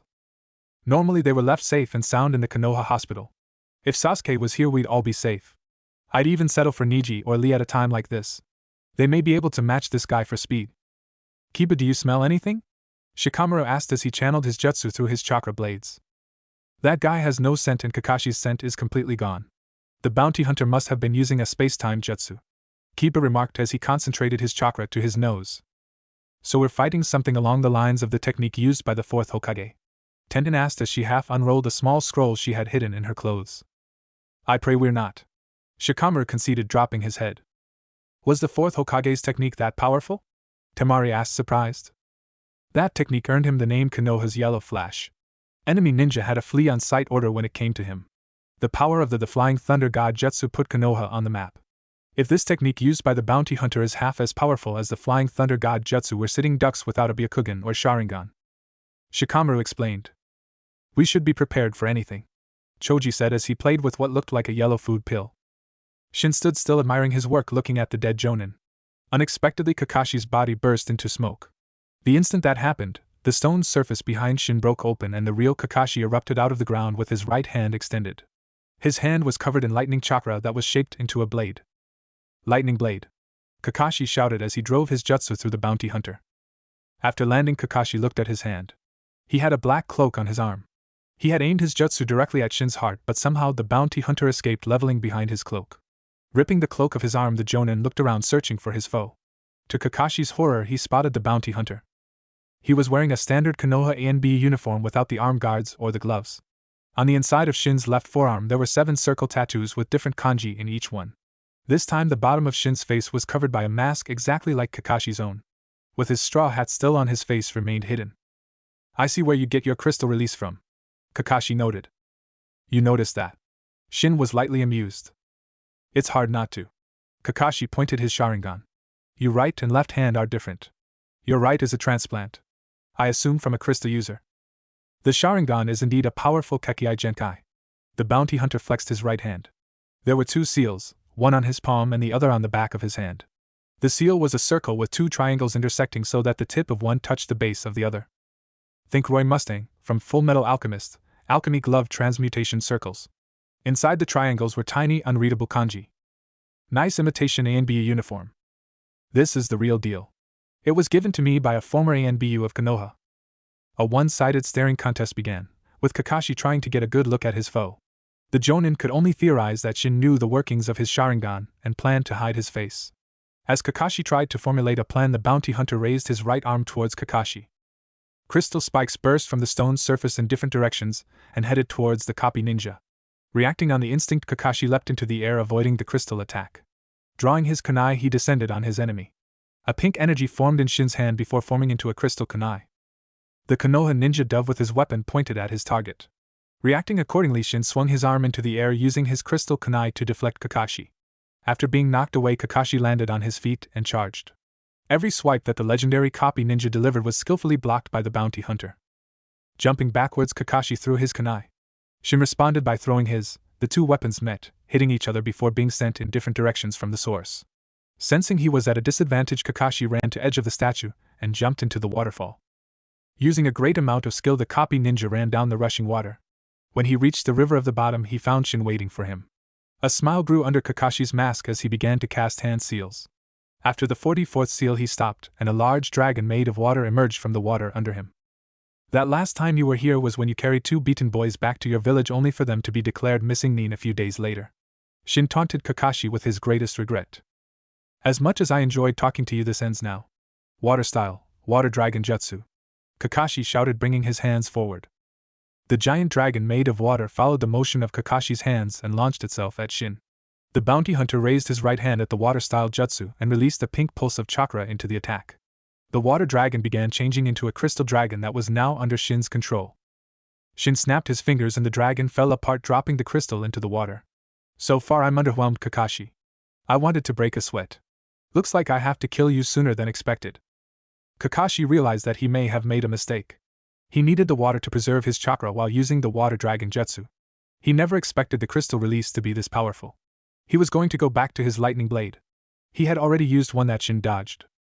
He needed to be certain that he would hit, or else it would be a waste of chakra. He still had his ultimate trump in his back pocket. It was one of his most powerful jutsu, but it came with the biggest risk. Being so far from any help, his body would be left helpless afterwards. The copy ninja needed to stall. You know way too much about Konoha to be some random bounty hunter. Kakashi tried to bait Shin in. I'm not some random bounty hunter, I'm the best. No bounty has ever escaped my clutches.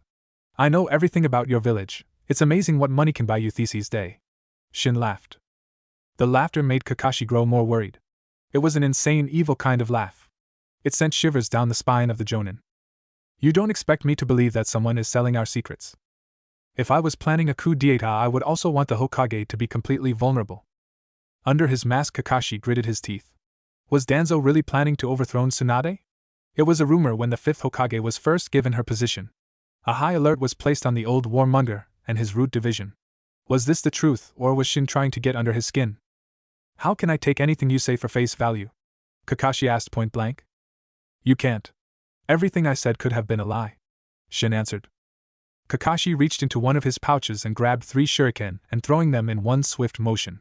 Shin shook his head while waving right hand through the air, leaving behind a pink trial of chakra. From the chakra, 3 crystal shuriken emerged and went on to deflect Kakashi's shuriken. The copy ninja sprinted across the water, heading for a physical battle. With a powerful burst of speed, the Jonin unleashed a barrage of punches and kicks, all of which were avoided by Shin. As Kakashi slowed down, another Kakashi emerged from the water and entered into the battle. They battled at half the speed of the first onslaught, but were still too fast for the untrained eye. Shin continued to dodge. Losing his patience, Shin grabbed the heads of both the Kakashis and slammed them together, causing them to burst into water. As the bounty hunter searched for the real deal, a massive dragon made of water erupted through the surface. Turning to face the dragon, Shin held out his right hand. As the dragon crystallized, the real Kakashi appeared behind Shin and drove his hand through Shin's chest. Lightning blade! Kakashi yelled after his hand burst through the front of Shin's chest. Kakashi's eyes widened as the body around his hand turned to crystal and broke apart. The Jonin couldn't believe it. Again, this bounty hunter had beaten his Sharingan. The sounds of birds chirping began to echo through Final Valley as Kakashi turned around. His body went stiff as he saw Shin. The bounty hunter was hunched over with his left hand extended downwards and his right hand on his left wrist. There was a white shapeless mass of lightning chakra gathered in Shin's left hand. Sparks were being emitted from the chakra. This was the source of the bird noise. Chidori, 1,000 birds. In a single leap, Shin covered the 100 meters between the two of them. Thrusting his left arm forward, he was met with Kakashi's own left hand that was also covered in lightning chakra. The two combatants pushed against each to see which technique would win out. How did you learn that move? Kakashi demanded to know as he struggled to maintain a constant flow of chakra. Observation, my dear Kakashi. Shin mocked as he gained an edge. Shin pushed through Kakashi's hand and drove his jutsu into a wooden log. A few hundred meters away, the Jonin kneeled over, catching his breath after using a continuous lightning blade. Thoughts began to creep into his head. He only had one move left. If he used that move in his current state, he would be dead. As he weighed the option, Shin surprised him by delivering a swift upper kick that launched the Jonin high into the air. Kakashi was shocked by the sheer power in the kick. He was now well above the statue Madara Uchiha. Then Kakashi's Sharingan picked up someone behind him, mirroring his movement through the air. At the apex of his flight, Kakashi felt a powerful kick to his side. Shin's kick allowed him to move above Kakashi. As they fell, Shin rotated and delivered a crushing heel kick to the Jonin, sending him crashing through the statue of Madara. Kakashi hit the stone artwork like a missile, sending shockwaves through it. As the statue collapsed, the waterfall washed it away. "We've been standing like this for over an hour," Kiba barked. "Don't lose focus, they could be waiting for us to drop our guard and swoop in," Tenten reprimanded her teammate. "Tenten is right. We can't let our guard down," Choji chimed in. "Guys, it's been an hour. We might have to face the fact that Kakashi is dead," Shikamaru said coldly. "Don't say that. Kakashi can't die. His Kakashi, he is the Sharingan warrior." Sakura sobbed, doing her best not to cry. "The pineapple boy is right. It's been an hour since the bounty hunter took Kakashi. Chances of him being alive are slim. If he was alive, he would have found a way to contact us." Enko let out. "Oh God, if he killed Kakashi, we're going to be no match for him," Ino yelled. "You are pathetic," Temari exploded. "Your sensei has been taken and all you can do is stand around and guard me. I don't need your protection. We should be searching for the man who took Kankuro and Kakashi and killed Baki. Forget about this, I'm going to look for that forsaken bounty hunter." As the Suna Kunoichi tried to leave, Shikamaru grabbed onto her hand. "We can't let you go off. We have to take you back to Konoha." The future married couple locked eyes. Shikamaru refused to back down as she stared daggers into his soul. He could see her grit her teeth. She didn't want to hurt him, but he knew he was pushing her to it. "If you leave and something happens, it could start a war between Konoha and Suna," Shikamaru pleaded. "So that's what you're so worried about? You just want to prevent a war?" There was a subtle hint of disappointment in her voice. "If you don't want to come back, we can always carry you." Kiba smirked, breaking his knuckles. "Please listen to reason. We can't afford to lose any more people. We're wasting valuable time here. The faster we get to Konoha, the faster we can get a tracking team here," Sakura cried out. "That's the only way we can help Kakashi," Ino lied. "She just wanted to get back to the Konoha hospital." "I'm taking charge of you bunch of pansies. We should split up into 2 groups," Enko announced. "Are you crazy? We should all stick together. That way we can fight off any enemy," Choji blurted out. All eyes turned to Shikamaru. Ino, Sakura, Kiba and Tenten hated the fact that during a crisis on a mission the former Nara was awarded automatic captaincy over them. It was a new rule put in place a few years ago. All the Jonin were given a ranking. Kakashi was given the first place, followed by Gai, Niji and Shikamaru. Many of the older Jonin hated this system. It was put in place so that if a captain of a mission dies or is unable to take charge, another Jonin would take his place. If there were more than one possible replacement, the highest ranking Jonin would take charge. There were rankings for Chunin and Genin as well in case there were no Jonin available. The truth behind these rankings was so Tsunade could exert more control over Danzo and Root. Shikamaru sighed heavily. He hated being the 4th highest ranked Jonin. Tsunade said it was because of his intelligence, but he knew it was because he believed in Naruto's innocence. In fact, the top 10 ranked Jonin were all people who believed in Naruto. Enko is right according to protocol, but given the situation we should move as one large unit. We'll move out in a single file. Kiba will be up front using his nose to check for enemies or traps. Tenten will follow. She'll be able to launch a massive weapon-based assault without much preparation should we need it. Temari will be third given her long-range techniques. I'll be next. Ino and Sakura will follow me. Truth is they have no practical skills for this kind of formation, but they are our medical needs, so in that position they will be safe. Choji and Enko will be last. They'll be able to hold the rear. Let's move out. Tsunade sat in her office sipping sake as Shizen watched her in awe. The Hokage was 5 bottles down and still able to continue. The assistant was in actuality feigning her surprise. Shizen had become accustomed to the heavy drinking of her sensei, but she didn't like it.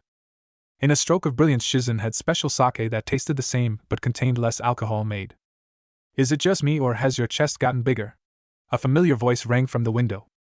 "Jiraiya, you old pervert." Tsunade smiled, lifting up her glass. Shizen didn't greet the toad sage. Instead, she used her right hand to draw 3 needles from her left sleeve. She didn't want the Hokage to be taken advantage of. Jiraiya laughed uneasily upon seeing the assistant's weapons. "Easy there, girlie. I just came to talk." "It's okay, Shizen. If he gets 2 hands on, I'll break them off." Tsunade threatened, taking another large sip. "Shizen, I need you to activate the council seal," Jiraiya requested, the smile evaporating from his face. The council seal was a seal created by the 4th Hokage but completed by Jiraiya. Its purpose was to prevent anybody outside of the room finding out what was going on inside. It was only used for top-secret S-rank briefings or when they feared Danzo would be eavesdropping. Shizun placed her hand on the door and concentrated her chakra. Several lines appeared across the room indicating that the seal had been set. Did you find them? Did you find Naruto and Sasuke? Tsunade asked, her voice filled with hope and regret. No, I'm sorry, my old friend. Jiraiya answered as the Hokage's head dropped. But I will keep searching. Then what is so important we have to use the council seal? Shizun questioned. In the past they had only used the seal to discuss Naruto. It's about Orochimaru. He is dead. Jiraiya explained. Who killed him? Tsunade stuttered. I don't know. Orochimaru has been dead for 5 years. Otogekyo did extremely well to keep his death a secret for all this time. They had different people over the years pose as Orochimaru. Jiraiya continued. You must have some idea. Tsunade was now trying to get up but was woozy from the sake. 5 years ago there was this unexplained happening. Oto Ninja died drawing the same figure. We take this event as part of the death Orochimaru, we could have a clue. Jiraiya went on. Well, what did they draw? Shizun asked the question as Tsunade struggled to think. They drew circles in a ripple pattern. Jiraiya pulled out a piece of paper and handed to Shizun.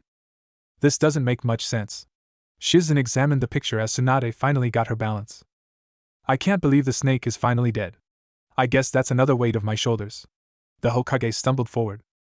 Jiraiya leapt from his position and caught Tsunade before she could hit the ground. Unfortunately, the Hokage had spun as she tumbled, resulting in her landing chest first into his hands. This was once-in-a-lifetime opportunity, and it was taken by the Toad Sage, who began to feel up the assets of his drunken friend. He felt like he was in heaven until 3 needles entering the base of his neck paralyzed his entire body. You really are a pervert. Shizun hissed as she helped Tsunade up. I would break every bone in your body, but I'm not in the mood. Tsunade grumbled, looking down at Jiraiya as he regained movement in his body. Sorry about that. He apologized as he picked himself up. I just couldn't help myself. Getting back to business, do you think it was the Akatsuki? Tsunade asked as she remembered that her former friend was once a member of that organization. There is that possibility. But it's been so long since I heard anything about the Akatsuki. Last I heard 3 years ago they attacked the Land of Lightning and Kumogakyo, capturing 2 Jinchuriki. The 2 tails, Yujito ni, and the 8 tails, sealed within 4th Raikage's younger brother, Killer Bee. Jiraiya said. I remember, the 4th Raikage threatened to declare war on the world. It was during his madness that he was killed and a new Raikage named. Tsunade reminisced, recalling how Kumo tried to strike peace treaties with the other hidden villages during the transition. I hope that somewhere out there that Naruto is safe. Shizun whispered to herself, but the other 2 managed to hear her. The mood in the room was now somber. In a small, dimly lit bar on the outskirts of Konoha, 6 men were gathered. They were the only patrons there. Everybody else had been ushered out by ANBU rude operatives. Asuma, Shikaku, Choza, Inoichi and Hayashi sat around the table looking at the man who sat at the head, Danzo. Danzo-sama, how goes your appeal to the ninja ranking system? Asuma asked, lighting a cigarette.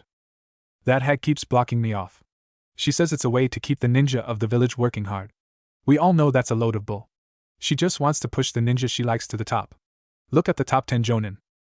Kakashi Hatake, Might Guy, Niji Hyuga, Shikamaru, Shizun, Rock Lee, Hinata Hyuga, Shino Aburame, Kurenai Yuhi and Konohamaru Sarutobi. Danzo spat. Just thinking about those rankings makes my blood boil. My son is 16th, and I'm 19th. Choza roared. You think that's bad? My daughter is 15th and I sit at number 25. Inoichi remarked. These rankings do not take into account what type of jonin you are. This is just a way for the Hokage to control us. Shikaku said. Exactly, Tsunade has passed her usefulness. These rankings were the last straw. This is an outrage. So many fine ninja have been outranked by this young will of fire generation. Danzo continued his tirade. You have the full support of the Hyuga clan aside from Niji and Hinata.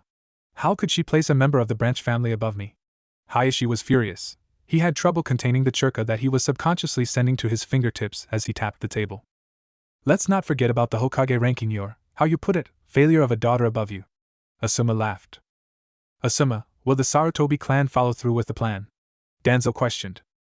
Asuma took one last pull of his cigarette before putting it out. Loyalty is split. If it comes down to it, the younger half of the clan will follow Konohamaru. I knew that brat would be trouble. What about the other clans? Danzo continued. Shikaku, Choza, and Inoichi just nodded their heads to signal yes.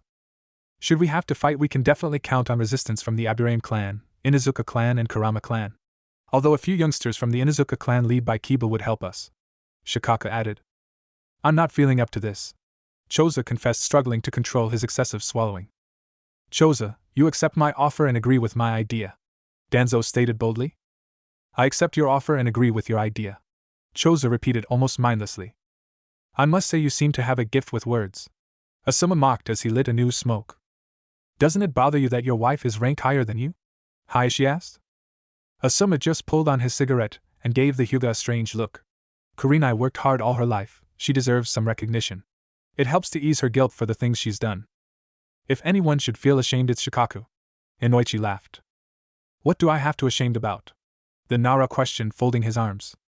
Your son is ranked 20 positions higher than you and he is pushing for your role as Jonin commander, Choza chimed in. Once Danzo-sama is in charge, we won't have to worry about Shikamaru being a threat. As per the plan, the top 10 Jonin will be wiped out as soon as the Hokage falls. Shikaku smirked. You just said you were going to kill my wife and the mother of my child, yet I don't mind. Asuma laughed as if he was drunk. Good, it seems we're all on the same page. Let us proceed to matter of Konohamaru Sarutobi. Danzo got everyone's attention. The brat has a mission to a small village on the border of the Land of Fire. Shikaku spoke up. This is perfect. I will have 3 members from ANBU route take care of the brat and make sure witnesses see a Suna ninja do the deed. Danzo laughed malevolently. Why would you frame Suna? Inoichi asked. It's simple. I could never respect a village that would make a Jinchuriki its kage. Ever since Suna lost Gaara, I've been waiting for the perfect opportunity to crush them. If it is found out that Suna has killed the future head of the Sarutobi clan and grandson of the 3rd Hokage, we will have no choice but to go to war. And during this war we might lose our current Hokage as collateral damage. Danzo continued with his wicked tone. That's just a suggestion. But we do need to kill that brat. Kakashi dragged himself onto the shore of the lake near Final Valley. All the strength in his body was gone. He had only a few minutes left to live. Next to him was a conical straw hat, the same hat worn by Shin. The bounty hunter kneeled down next to the Jonin and picked up his hat. Kakashi channeled all the chakra he had left into his Sharingan to get a look at Shin's face, but all he saw was the forehead protector worn by the bounty hunter. It was a Konoha forehead protector with a gash running across it. Kakashi was certain he had seen it before. Shin stood above the beaten Jonin. Extending his left arm, he focused his lightning nature chakra into his palm, forming a blade of electricity.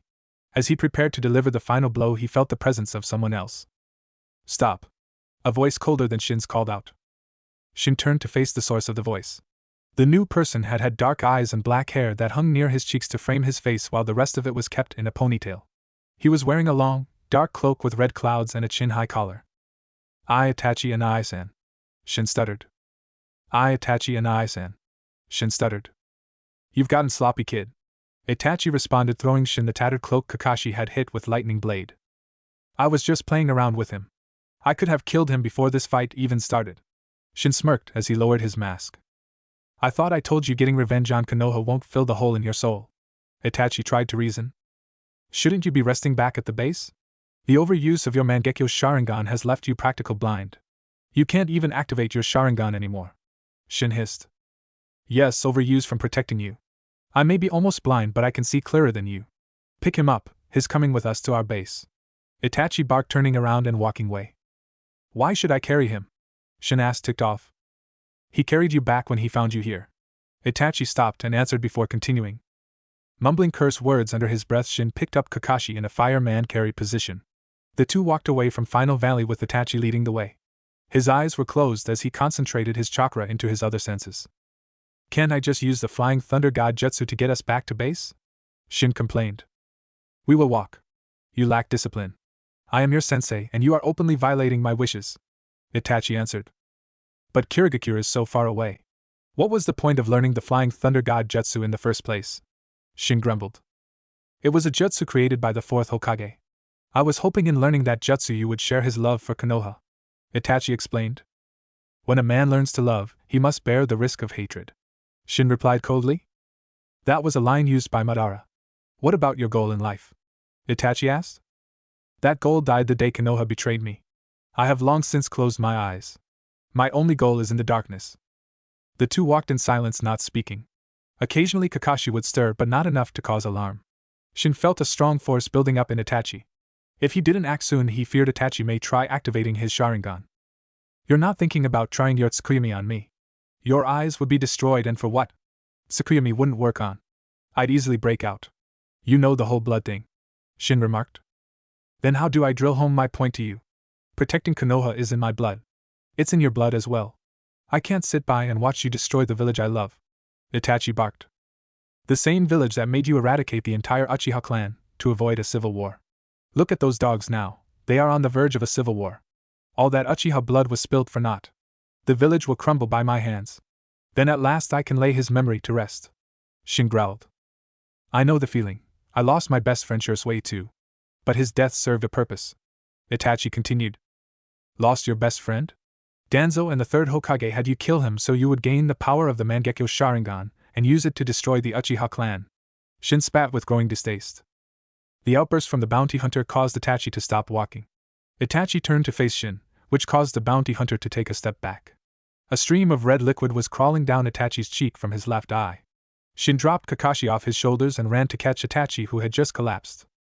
I collect all these bounties and spend the money on doctors for what? With the cash I spent on you I could have bought a small country. And what do? You try and use your Sharingan and strain your eyes even more. Shin grumbled as he used his left hand to channel chakra into Itachi's head. Letting out an exasperated sigh, he picked Itachi over his left shoulder and Kakashi over his right. If I had just done this in the first place, you'd be fine. In a bright yellow flash, the three of them were gone. At the gates of Konoha, the guards on duty could see a running formation. Kiba led, followed by Tenten, Temari, Shikamaru, Ino, Sakura, Choji, and Anko. Once they were at the gates, they slowly down their rapid pace and stopped. Tenten, Ino, Sakura, and Choji were worse off than the others as they struggled to catch their breaths. Shizen ran into the Hokage's office with a worried expression plastered on her face. Shikamaru had called for an emergency meeting so he could brief the higher-ups on what had taken place. An hour passed since Shizen interrupted Tsunade's drinking time. They were now gathered in a large room. In the room was one long, wide rectangular table. At the head of the table was Tsunade, the first person on her left was Jiraiya. The remainder of the left side was occupied by Might Guy, Rock Lee, Niji, Hinata, Shikamaru, Temari, Anko, Shino, Kurina, and Konohamaru. On the right side of the table was Hamura, Koharu, Danzo, Asuma, Shikaku, Sakura, Ino, Choji, Tenten, Kiba, and a masked member of Root. As per my report, we believe Kakashi-sensei was captured by the same bounty hunter who killed Baki and Kankuro of Suna. Shikamaru stated from his place. Forget about Hataki. Tell us about the jutsu used by the bounty hunter. The one you claimed was similar to the Flying Thunder God jutsu. Koharu asked coldly, causing many of the ninja gathered to shudder. What do you mean forget? We need to send a tracking team to find my eternal rival. Guy burst out with comic-style tears flowing down his face. Know your place, Guy. Danzo scolded. Kakashi is lost to us. We have a bigger concern. The Flying Thunder God jutsu can be used to easily bypass our defenses. A similar jutsu would provide the same problem. Are you sure it was the Flying Thunder God jutsu? How can you be sure? Hamura questioned. It was faint, but I saw a hint of yellow energy in the aftermath of the jutsu. He tried to conceal it, but he didn't succeed. Choji spoke up. My Guy, Jiraiya, Niji, Hinata, and Shino. I'm dispatching you to the Great Naruto Bridge. Jiraiya, your mission is to find out as much as you can about this bounty hunter. There can't be a lot of bounty hunters who wear black cloaks with the kanji for truth on them. Should be easy for you. Guy, Niji, Hinata, and Shino, you will be the team in charge of tracking down Kakashi. Tsunade ordered. Hokage-sama, are you mad? We can't send a Hyuga, let alone two, after this bounty hunter. The Byakugan fetches a high price on the black market. Danzo shouted. You're right. Lee, you will take a squad of my personal ANBU and escort the tracking team. Tsunade shouted, looking at Danzo, warning him not to interrupt her. If that is the case, allow me to send a squad of my root division. Danzo continued his rant. I'm sure the ninja I have in mind are more than enough. Tsunade tried to reason. You don't seem to understand the gravity of the situation. The Flying Thunder God jutsu is the fourth Hokage's legacy. Danzo crowed. Fourth Hokage's legacy? Jiraiya screamed, slamming his fist into the table. The only legacy Minato truly cared about was his son. You mean the demon brat? Koharu laughed. Tsunade acted quickly, putting herself in front of the Toad Sage to stop him from massacring the old woman. Forcefully, the Hokage put Jiraiya back into his seat. You should really control your friend better. Shikaka interjected, earning himself a glare from the Hokage. And you should learn your place. Tsunade shot back. The atmosphere in the room was intense. A fear of one wrong word provoking a reaction overcame everyone. Danzo-sama, I was part of the mission to the Land of Waves. I agree that a squad of root ninja would be beneficial. Tenten added out of the blue. Sakura, Ino, and Kiba would vouch for my opinion. The three who were named simply nodded. I was also there. A squad of root would not help anybody. As far as I'm concerned, the only people who can handle this mission are Gai-sensei and Lee.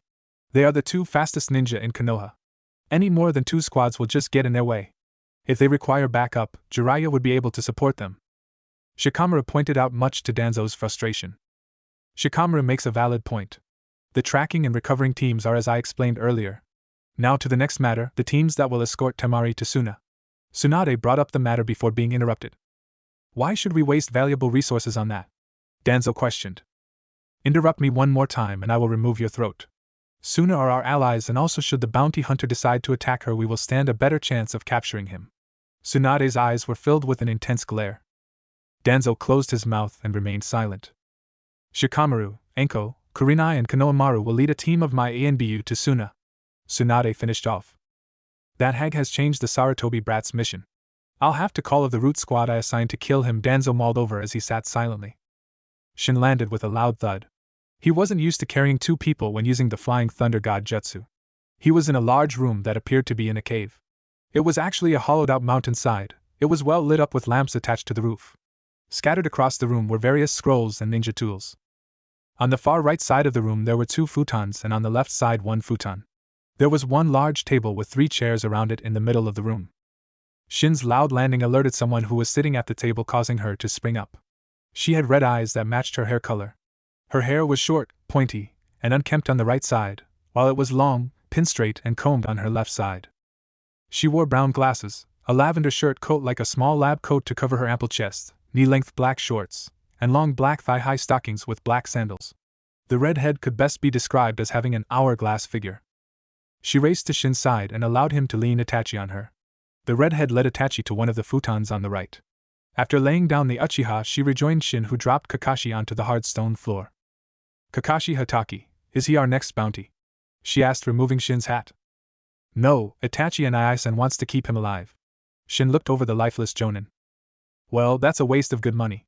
I really could have used some new equipment, she said as she removed Shin's mask completely. Karen, I'm not in the mood to argue today, he replied. I guess beating your former sensei to a pulp will do that to you. Do you want to talk about it, Shin-sama? She offered. How many times have I told you, call me Shin? He sighed. You saved me from Orochimaru. I guess I just can't stop. She tried to laugh. A groan from Kakashi caught both of their attention. Shin walked over to Kakashi and dragged him by his flak jacket to the table in the middle of the room. Karen swept all the books and scrolls of the table and Shin threw Kakashi onto it. Shin raised his right hand over Kakashi. Crystal art, healing coffin. Shin stated as a coffin made of crystal encased the copy ninja's body. You could have had him bite me, Karen said. Shin clenched his fist. I told you never to do that again. He grabbed her arm and pulled back her sleeves to reveal unhealing bite marks. I don't do anything else.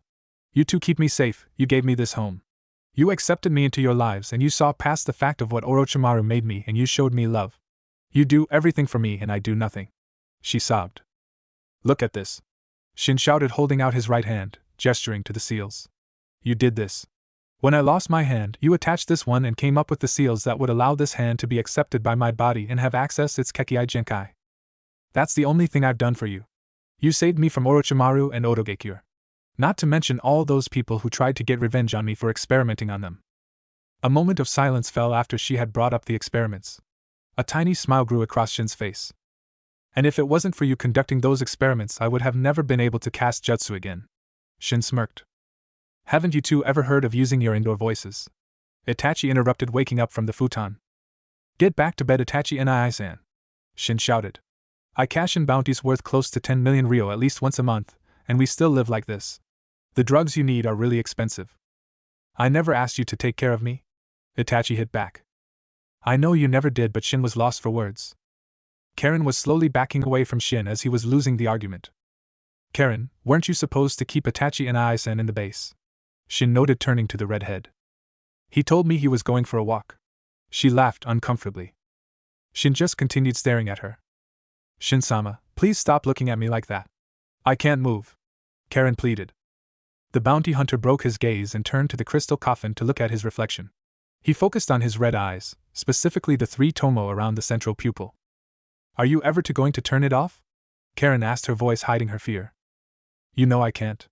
I can't rest until I destroy Konoha and the rest of this ninja world. Shin lamented. Why must you seek revenge? Can't we just go far away? We'll leave the ninja world behind. Just you and me taking care of Itachi-sama. The redhead was now holding on to Shin's shoulder. I can't forget about revenge. He gave his life so I could live. If I give up on revenge, it means I'm giving up on his memory. The bounty hunter gritted his teeth, holding back his emotions. Karen knew what he was talking about and looked across the room to the futon next to Itachi's. Next to the futon on the wall was a picture held up by Kunai. In the picture was Kakashi with 3 much younger people, a pink-haired girl, a blonde boy, and another boy with spiky black hair. That day both Naruto and Sasuke died. Shin growled as the 3 tomo in each eye merged together to form a 6-pointed circular star. It looked like 3 thin ovals overlapped horizontally and diagonally. This time the colors were reversed, with the central star-shaped pattern being red and the rest of his eyes black. In the center of his eyes was still the small black pupil. Karen tightened her grip on his shoulders, calming him down, and causing his eyes to revert to their original form with 3 tomo. You're not as perfect as you think you are. You are still controlled by emotions. Itachi noted as he joined them on the other side of the table. Itachi and I-san, don't do anything reckless while Karen and I are out, Shin said as he performed a hand seal and said release to reveal a hidden chest. Shin opened the chest, took out a new black cloak with the kanji for truth on it. After he put on the cloak, Karen slipped on his mask and conical straw hat. Shin grabbed the redhead by her hand and then disappeared. 4 hours after the emergency meeting at the main gate of Konoha, the teams gathered for their mission. Guy, Niji, Hinata, and Shino stood in a diamond formation with Guy at the lead. Next to them were Rock Lee taking the lead in the same formation with 3 NBU. Guy, Lee, you are the captains of your respective squads. Guy, overall you're in charge of the entire mission. Tsunade confirmed with her ninja. Yash! The flames of youth burn brightly in me. I will find my eternal rival. Guy cried. Hokage-sama, where is Jiraiya-sama? Shouldn't he be leaving with us? Lee brought up the absent Toad Sage. The old pervert left right after the meeting. He said it was better if he left alone. Tsunade laughed. Wait! Shizen screamed as she came running to the gates. The Hokage's assistant was carrying 2 small satchels. Catching her breath, she handed the satchels to Guy and Lee. These contained special food pills. They were made specifically for you 2 to use. It'll help you open your 8's gates. What a wonderful gift. It was now Lee's turn for the waterworks. Guy-sensei, we should be leaving now. Niji tried to get his captain's attention. Ah, youth waits for no man. Guy laughed. I just hope he doesn't talk about youth during the whole mission. Hinata whispered to no one particularly. I believe he will. Shino answered, shocking the Hyuga. The 2 squads set off running. As Tsunade waited, she was joined by Temari, Shikamaru, Enko, Kurenai, and Konohamaru. They were each carrying very large backpacks for the long trip to Suna. Temari, I'm truly sorry for what happened to your brother. Konoha will offer their full support in finding the villain, Tsunade said. Thank you, Hokage-sama. When I become the new Kazekage, I will remember your kindness. Temari thanked with a bow. You, the Kazekage? Konohamaru blurted out, stunned. Konohamaru, don't be rude. Kurenai scolded, delivering a swift hit to the young man's head.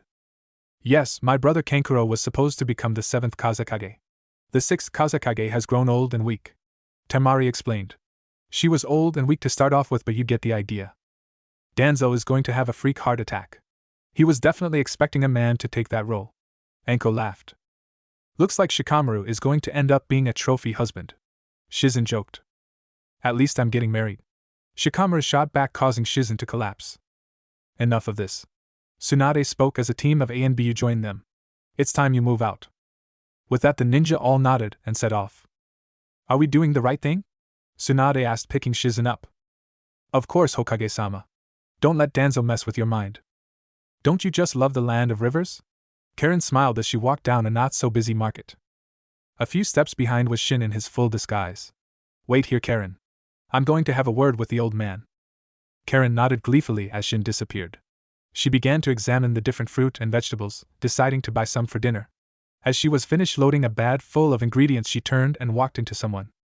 He was a tall man with waist-length, spiky white hair that was tied back into a ponytail, with 2 shoulder-length bangs that framed both sides of his face.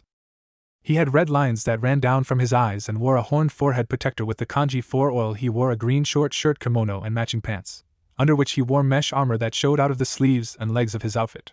Over his clothes he wore a red cloak. The force of bumping into the man caused the redhead to drop her bag. The man bowed and apologized while trying to help her. "Your tomatoes are really firm," he said as her face turned red. "Get your hands off me," she shouted, sending a slap across his face. A beautiful woman with such strength, how rare. The man continued until he saw someone standing over her shoulder. Shin looked over Karen at the man who was causing all the commotion. He didn't need an incident in the land of rivers. "Karen, let's leave this old pervert and go," Shin grumbled. "Right, Shin-sama, he isn't worth our time," she said, sending a threatening glare at the old man who groped her. As they turned and walked, Jiraiya saw the back of Shin's cloak. Long black cloak, kanji for truth, conical straw hat. It's either I'm extremely lucky or unlucky, Jiraiya thought. Shin and Karen continued to walk. Every so often Karen would try and say something, but Shin would tell it's okay and keep going. The redhead sensed someone following them but trusted Shin. Leaving the small village they were in, they entered into a forest. Walking along the beaten path through, Karen continued to sense someone. Shin gave her slight nod, and they continued. Jiraiya continued to stalk the two people he saw in the market. He followed into the forest and was hiding behind trees. "Oops, I dropped something.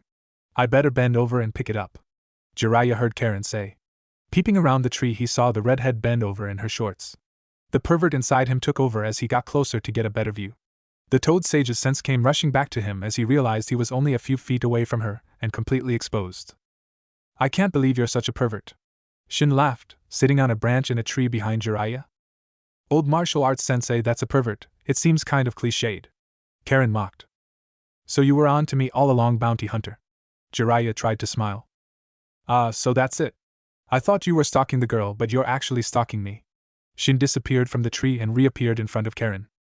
"So it is you. You're the one who took Kakashi." Jiraiya tried to hide the astonishment in his voice. "Word travels fast these days," Shin snickered. "So your name is Shin? That's a very lovely lady you have there. Is she your prisoner?" Jiraiya tried to extract information. All theses Konoha ninja try the same thing. They all want to learn as much as they can, like they will walk away alive, Shin thought. "Shin-sama is 100 times the ninja and man you'll ever be, you pervert sage. He doesn't need to peek on innocent woman unlike you." Karen gestured to her body, causing the old man to have a nose bleed. Jiraiya quickly stopped the bleeding by thinking of the time Tsunade almost killed him for peeping. "So I see, even cold-blooded bounty hunters need love. I'm kind of hurt." Cold-blooded would be best used to describe your old friend Orochimaru. Not because he is a snake, it is more because he's dead, Shin teased. "How do you know that? Otogekure kept that secret for all these years?" Jiraiya questioned. "It's hard not knowing, seeing as I killed him." Shin droned on as if what he said wasn't important. Jiraiya clenched his fist harder than he realized he was. He began drawing blood from his palms, but he couldn't feel the pain. All he thought about was whether he was hearing the truth or not. "If I kill you and then the Hokage, I would have killed all 3 Sannin. That would make me a true legend of the ninja world."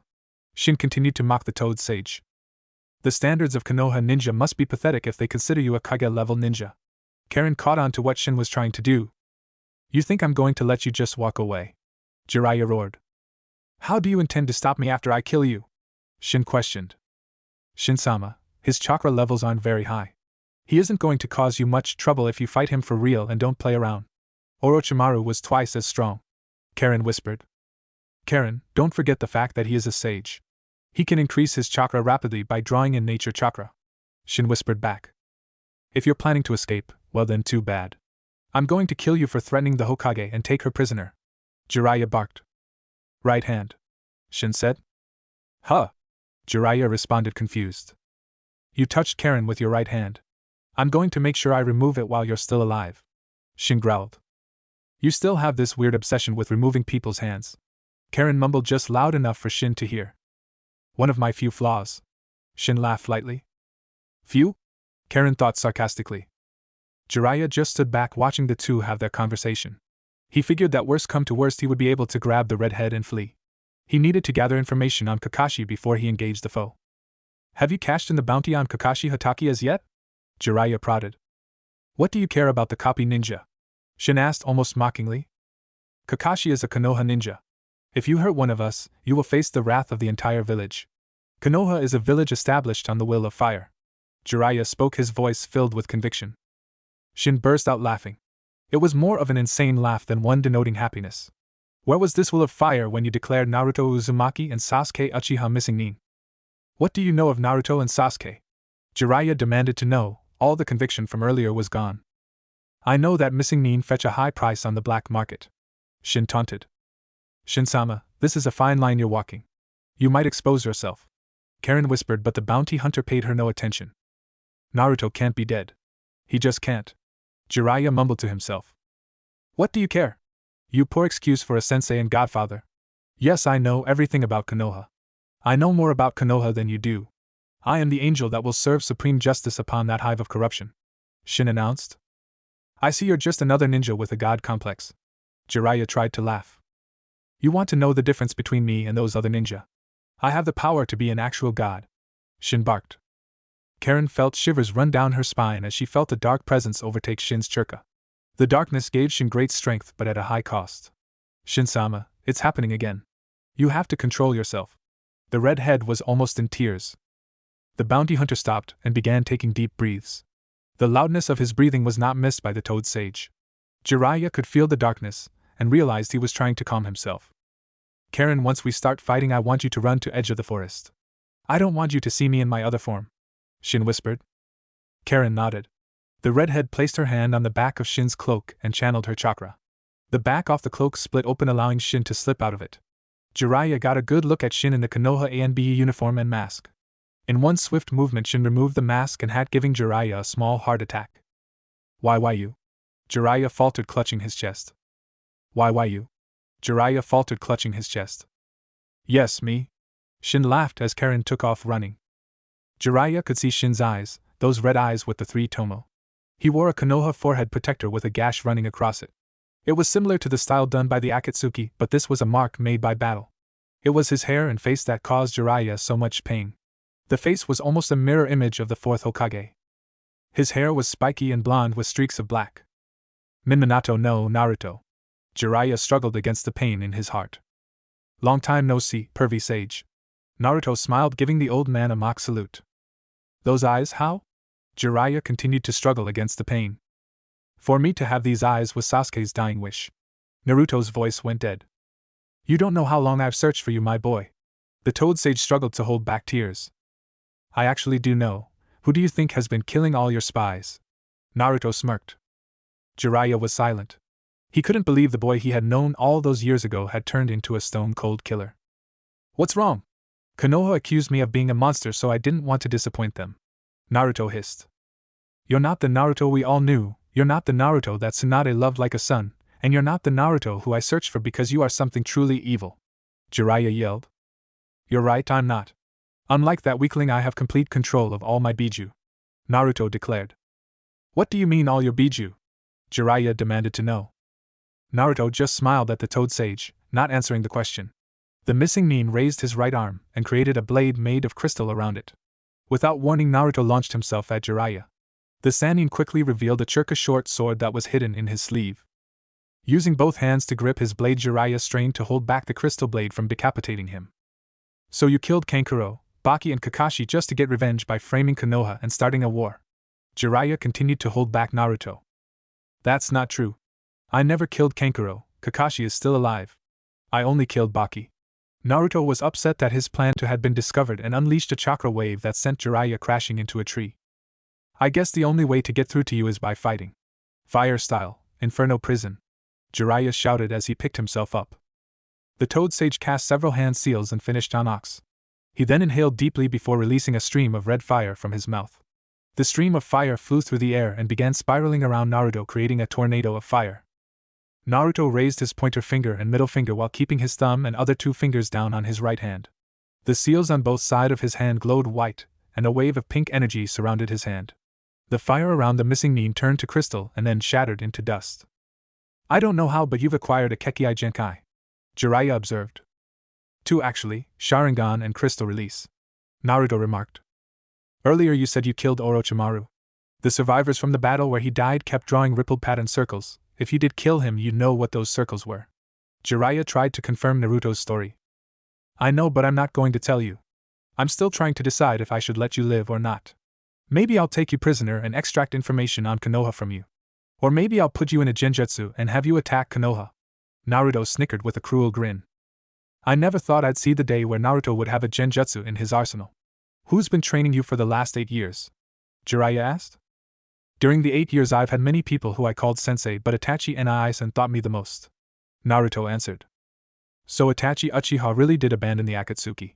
According to my sources he is almost blind, but yet still one of the most feared missing nin around. I guess you have something to do with that. Well, I try. Itachi can't use his Sharingan anymore, but mine are in perfect condition. Sasuke's eyes are more powerful than even Madara Uchiha's. I will use these eyes to destroy Konoha. So you've taken on Sasuke's role as an avenger. I always thought the young Uchiha's goal was to kill his brother, Jiraiya said sadly. It was until he found out the truth. The truth about how corrupt Konoha really is. All that blood was shed, and for what? For nothing. They said it would bring peace, but it only brought peace for them. Naruto shouted at a confused Jiraiya. Those eyes are distorting your chakra. I'll have to remove them to bring back the old Naruto. Earth-style stone tomb. Jiraiya placed both his hands on the ground, channeling his chakra. The ground under Naruto shook before 2 large stone tablets emerged in front of and behind the missing nin. The 2 stone tablets slammed into Naruto, trapping him between them. Jiraiya sighed as he thought he captured Naruto. Cracks formed on the stone tablets as red energy could be seen. The cracks grew, causing the tablets to fall apart. Naruto's body was encased by bubbling red chakra, taking on the shape of a fox with 1 tail. Fighting against you, I don't think I have to go past 1 tail. It's been a while since I accessed the 9 tails power like this. Naruto spoke as his canines grew longer and sharper. His hands became more beast-like and his nails grew into claws. Crouching down on all 4s, he prepared to battle the Sannin. You've finally perfected tapping into the power of your Biju. The Sharingan must be a big help. I remember when I was training you to control that power. It took nothing short of throwing you off a cliff to do it. The 4th Hokage would be proud. Jiraiya reminisced. I hate the 4th Hokage. Since I can't kill him, I'll take killing his sensei. Naruto roared as he launched himself at the Toad Sage. Rock Lee and Guy led their teams from the front as they ran to the Great Naruto Bridge. The ANBU operatives weren't very talkative, even though Lee tried his best to open up to them. Guy-sensei, my body is tingling with youthful excitement at the chance of facing an opponent who could easily capture Kakashi-sensei. Lee spoke as flames engulfed his eyes. Yes, Lee, this will be great experience for you, and when I rescue him, Kakashi will have no choice but to admit that I, Mike Guy, am his equal. Guy replied, taking on the same expression as Lee. Behind the 2 men in green, the ANBU tried not to listen. When we get to the bridge, we're going to have to take things much more seriously, Niji announced, making sure the 2 leaders could hear him. We should discuss searching protocol, Hinata suggested. If we go into this without a well-thought-out plan, it would be disastrous. We had to rush out of the village without consulting Shikamaru because of the urgency of the matter, Shino added. You guys are right, so youthfully right. Niji and Hinata will use their Byakugan to search for markers. Shino's insects will handle tracking down Kakashi's scent. Lee, the ANBU, and I will provide cover while you 3 search, Guy explained. What do you mean by markers? Hinata asked. The Flying Thunder God Jutsu is a time-space jutsu that allows you to teleport. But you can't just teleport anywhere. You need something to act as a beacon to teleport to. The 4th Hokage used special kunai with writing on them. So you should look out for any invisible writings, Guy continued. From what Shikamaru told us, we can gather 2 things. The bounty hunter either planned every single detail and Kakashi-sensei walked into the perfect trap, or the bounty hunter planted markers all over that bridge. Since Kakashi-sensei is one of the greatest ninja in Konoha history, it is more likely the second option. Expect the bridge to be littered with markers, meaning the bounty hunter could show up at any time, Niji warned. Everyone nodded in agreement. They were prepared for a fight even though they didn't expect the bounty hunter to show up again. They still could meet trouble from other ninja or criminals who tried to sabotage the bridge. Guy-sensei, should we encounter any hostility, how should we proceed? Shino inquired in his usual monotone voice. I see your youth is itching for a battle, young one. Well, if we should enter battle, I'm afraid only Lee, the ANBU, and I will engage them. You are only to step in if there is an emergency, Guy answered. Does anybody else have any more questions? Nobody spoke, and Guy took this as a sign and began to pick up his pace. The group responded by matching the increase in pace to keep the same formation. I can understand how you feel, but he was your father, Jiraiya shouted as he jumped straight into the air, avoiding Naruto. The 9 tails Jinchuriki landed, creating a small explosion as the Toad Sage flew straight into the air. Jiraiya looked down to see Naruto's chakra tail extend into the air and grab onto his leg. After latching onto the Sannin, the tail retracted, slamming Jiraiya into the ground behind Naruto. How could he do this to me, his own flesh and blood? Naruto roared as he reached out, extending a chakra claw. Jiraiya threw himself further back, dodging the powerful chakra claw. The Sannin realized Naruto was accessing much more power in the one-tail form than he could have expected. If he had to guess, Naruto was now using 1/9 of the fox's full chakra. Ninja art, Raging Lion's Mane. Jiraiya shouted, placing his hands together. The Toad Sage's white hair began growing rapidly and extended around his body towards Naruto. The streams of hair wrapped themselves around the chakra-shrouded missing Nin, trying to constrict him into submission. Naruto let out a growl and his chakra burned through Jiraiya's hair, freeing him. Haha, you've got to do a lot better than that, old man. Naruto laughed. So the student thinks he has surpassed the master. Jiraiya smirked as he bit his finger and placed his hand on the ground. Summoning Jutsu. With a large cloud of smoke, Jiraiya had summoned a giant purple toad that wielded a large spiky metal fork and shield. The toad was also wearing a black karategi. Naruto, meet Mr. Gamaken. You think that oversized frog is going to save you? Naruto taunted. The Jinchuriki threw himself at Jiraiya, with the Toad Sage countering by jumping onto the head of Gamaken. The giant toad was able to barely block off Naruto's attack with its shield. I have no choice but to use Honored Sage mode, Jiraiya shouted as he bit his hand and used the blood to complete the marking on his face. Then he placed his hands together as he gathered his chakra. As ungraceful as I am, I will do my best to buy you time, Gamaken responded. Naruto crossed his index and middle fingers from both hands. Shadow Fox Clone Jutsu. 3 replicas of the missing Nin appeared. The 3 copies were also shrouded in the fox's chakra, but the clones didn't have a Sharingan like Naruto. Instead, they had red eyes with slit-like black pupils. With the original behind them, the clones attacked. The clones took off on all fours as Gamaken leapt backwards. The first shadow clone continued on while the other 2 tried to circle around the giant toad. Using a burst of speed, the second and third clone managed to get ahead of the giant toad. Cover your rear, Mr. Gamaken, Jiraiya shouted. The Sannin summoning spun while jumping and used its shield to block the second clone and its fork to block the third clone. The first clone raced by, using its chakra cover arm to slash Gamaken's leg. The giant toad pushed of the second and third before falling back. A stream of blood began to flow profusely as an infection from the fox's chakra set in. We have to kill one clone at a time. They are hunting us like a pack, Jiraiya noted with his hands still firmly together. Yes, you see, I am clumsy. Your plan would work if we could lead them into a small space, but unfortunately we're in a forest, and I'm a giant toad, Gamaken said. Another wave of the fox clones' attack began, this time all 3 at the same time. Gamaken jumped into the air and rotated its body rapidly, hitting the first with the fork, the second with the shield, and nailing the third with a roundhouse kick. The giant toad cut its foot on the malicious chakra surrounding the clone. The chakra was protecting the clones, making it hard to destroy them with a hit. Mr. Gamaken, you handle 2 of the clones and leave the third to me, Jiraiya shouted as he leapt of the giant toad. Jiraiya caught the fox clone off guard and started delivering a series of lightning-fast kicks. He was protected from the chakra by his wooden shoes. The clone was rabid, it had no control of itself, and all it sought was blood. Its attacks were sloppy and easily avoided by the Sannin. The other 2 clones tried to rush Jiraiya but were cut off by the fork of Gamaken. The giant toad threw its shield, hitting one of the clones that tried to round him. Using his fork to push off the ground, the giant toad flew into the sky before landing on his shield, crushing and destroying one of the clones. The second clone he was fighting took the opportunity to bite down onto Gamaken's neck, forcing its virus-like chakra into the giant toad's system. Jiraiya heard his summoning scream and abandoned his fight. The Toad Sage leapt through the air and delivered a powerful kick to back of the head of the clone on Gamaken, killing it. The clone Jiraiya was fight came running after, but Gamaken threw his fork at it, nailing it flush, causing it to burst into smoke. Giant Rasengan! Naruto shouted. The original Naruto appeared in the sky above Gamaken and Jiraiya. He was still in his fox shroud form and had a colossal swirling ball of blue chakra in his left hand. The missing Nin dove out of the sky, smashing his jutsu into Gamaken's chest, driving the giant toad into the ground with a spiraling vortex of wind, creating a massive crater in the middle of the forest. After delivering his attack, Naruto landed on the edge of the crater to listen for signs of life. In a small windmill just outside of Konoha, 5 ninja gathered: Sakura, Tenten, Ino, Kiba, and Choji. The windmill itself was nothing special, it old and decrepit. It was abandoned for many years, and that showed in its outer appearance. Surprisingly, the inside was very well kept. It was all set for a meeting.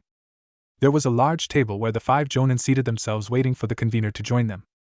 This all feels so dodgy to me, Kiba whispered. Duh, that's because it is supposed to be dodgy. We're planning a rebellion, dog breath, Tenten mocked. Come on, you two, behave yourselves. Danzo-sama is going to join us soon. Choji tried to ease the tension. Oh, Cho, I like this take charge side of you. It's so manly. Ino flirted. Ino, enough. He's here. Sakura coughed, getting her friend's attention as Danzo joined them at the table. The old warhawk gazed over at the 5 youngsters in front of him. They were all secretly members of Root but without the cursed seals on their tongues. The seals would have given away their true affiliation. Danzo had promised years ago that if they found Sasuke and Naruto, he would protect the Uchiha and extract the Biju from Naruto. Also, the promise of top positions under his reign as the Hokage sweetened the deal. It's good to see my loyal subordinates still believe in my ideals. Danzo spoke. Of course, Danzo-sama, you are a true ninja of Konoha. You put the safety of the village ahead of your own, unlike the current Hokage. Tenten praised. Thank you, Captain Tenten. You were all present at the meeting where that bitch refused my offer to assist her. Her foolishness will be the downfall of Konoha. We must act fast. If everything goes according to plan, no blood will be shed and a new Hokage will take charge. Danzo bellowed. Danzo-sama, please let us know what we can do to ensure Sasuke has a home to return to. Sakura offered. We are willing to do anything to ensure our love can return to Konoha. Ino begged. I'm glad to hear you say that. I have jobs only you can do. In 13 days on the night of the Red Moon we will carry out our coup d'etat. If you two perform your jobs we will not have to worry about civil war. Ino, you will kill Shizen and make it look like she committed suicide after seeing the overdosed Hokage. Danzo tried and failed to hold back laughter. Overdosed Hokage? Sakura said, confused. That will be your job. You are to eliminate Tsunade and use your medical ninjutsu to make it look like she died of alcohol poisoning. It's not a far stretch, everyone knows she drinks. It would be almost a poetic way for her to die. Once you two complete your missions, it will be time to eliminate the top 10 jonin. Then I will be the only choice for Hokage. Danzo explained. Are you for real? The village will get suspicious if so many people die at once. Kiba barked. I apologize for Kiba's tone, but he is right. So many deaths would be suspicious. Choji spoke up. We only have the support of half the ninja in the village. Civil war would cripple us and leave us completely vulnerable to other ninja villages. Tenten added. No, it won't. The other villages won't know what happened. The night we kill the Hokage it will all happen. Danzo continued. What does that mean? Sakura asked, her voice filled with panic. It is simple, my dear. We have spies in every clan in the village. Once the Hokage dies we will launch the execution order and kill the top 10 jonin. If a clan decides to side with the deceased Tsunade, our spies are instructed to kill all those who oppose me. Danzo's words were cold and emotionless. No way, that would be a massacre. Ino cried out. No, my dear, that is the only way to ensure peace. Danzo then asked them to leave, saying he needed to be alone with his thoughts. Once he was sure he was alone, he motioned for 2 figures to emerge from the shadows. They were just as old as him. Are you sure they are up for it? Koharu asked. Well, even if they fail, I have a backup plan. Danzo smirked. This plan has been 8 years in the making. I've paid with so much blood. Your blood payment started the day you killed those ANBU and framed Naruto. Hamura spat. Naruto peered into the hole. A large cloud of smoke had recently disappeared, indicating that Gamaken had left. The Jinchuriki could hear the sound of Jiraiya climbing out as well, sense his incredible increase in power. Naruto licked his lips at the prospect of fighting a ninja who could match him. The toad sage sprung out of the hole and landed on the other side, looking directing at Naruto. Jiraiya had a small toad now attached to each shoulder. One was clearly female and the other male. Naruto, I'd like you to meet Shima-sama. Jiraiya gestured to the female toad. And Fukasaku. He then gestured to the male. Look at your face, old man. You look like a toad. Naruto laughed. Jiraiya's eyes were those of a toad and his nose was much larger and covered in warts. Lad, why do you always summon us in these kinds of situations? Shima complained. Give him a break, ma. Jiraiya boy must have a reason for summoning us like this. Fukasaku defended his former student. It's been so long since I've had to summon you too. I'm truly sorry for the circumstances. Jiraiya apologized. I thought you hated this form, boy. You said it caused you to lose favor with the ladies? Fukasaku questioned. I can't be too picky now. The foe we face is like no other, Jiraiya said as he pointed to Naruto. He has 2 Kekkai Genkai, Sharingan and Crystal Release, and he is also the 9 Tails Jinchuriki. Sink yourselves with my mind to find out the rest. An opponent so powerful cannot be true, Shima shouted. No, ma, Jiraiya boy is right. I can sense the chakra of the fox and well as see his evil eyes. Look at his arm, there is a crystal blade around it. Fukasaku spoke. Jiraiya leaped across the crater and landed on Naruto's side with force, sending shockwaves through the ground. Hey you, the boy with the red chakra! Shima shouted. Weren't you one of Jiraiya boy's students? Fukasaku completed his wife's thought. I see this as the legendary Sage mode. You are going to increase your strength by taking in nature chakra. Naruto laughed. It's kind of pathetic that you need help from those frogs to achieve this. The two elder toads were fuming at Naruto's comment, but Jiraiya mentally calmed them down. You turned out to be a herald of ruin. So as your mentor it is my duty to take you down, Jiraiya announced. As the toad sage finished his last word, Shima opened her mouth and fired her tongue at Naruto. The toad's long tongue wrapped itself around the Jinchuriki tightly but couldn't break through the shroud of chakra. The tongue then developed dozens of pores and released liquid poison all over the fox's chakra. Once the poison was absorbed by the chakra, Fukasaku inhaled deeply before firing a jet of water from his mouth. The jet of water hit the ground near Naruto, blasting through. Shima released her tongue and Fukasaku turned his head, hitting Naruto with the jet of water. The powerful jet of water shattered Naruto into thousands of crystal fragments. A substitution jutsu, Jiraiya noted as he turned around to face the real Naruto. That was very good. You didn't even need a Sharingan to notice. Naruto mocked his former sensei. This brat has no respect for his elders. Boy, you bring the oil, Pa you supply the wind, and I'll bring the fire, Shima shouted. All three of them inhaled deeply. Sage art, bath of boiling oil. Shima released a stream of fire, Jiraiya a stream of toad oil, and Fukasaku a jet of wind. The oil hit the ground and turned into a massive wave while the wind stoked the fire, growing it. As the wave of oil and fire traveled to Naruto, a rift in space in the form of a vortex appeared. The bath of boiling oil was sucked into the vortex. After his attack was completely gone, Jiraiya stared at Naruto and noticed that the three tomo in each eye merged together to form a six-pointed circular star. Kamui, do you like it? It's a dojutsu released from Mangekyo Sharingan that allows one to transfer anything to another dimension. In this case your sage art, bath of boiling oil, Naruto explained as his eyes returned to the original Sharingan form. Amazing, you have awakened the Mangekyo Sharingan in your transplanted eyes, Jiraiya thought out loud. It's not really amazing. Sasuke awakened the Mangekyo Sharingan before I got the eyes from him.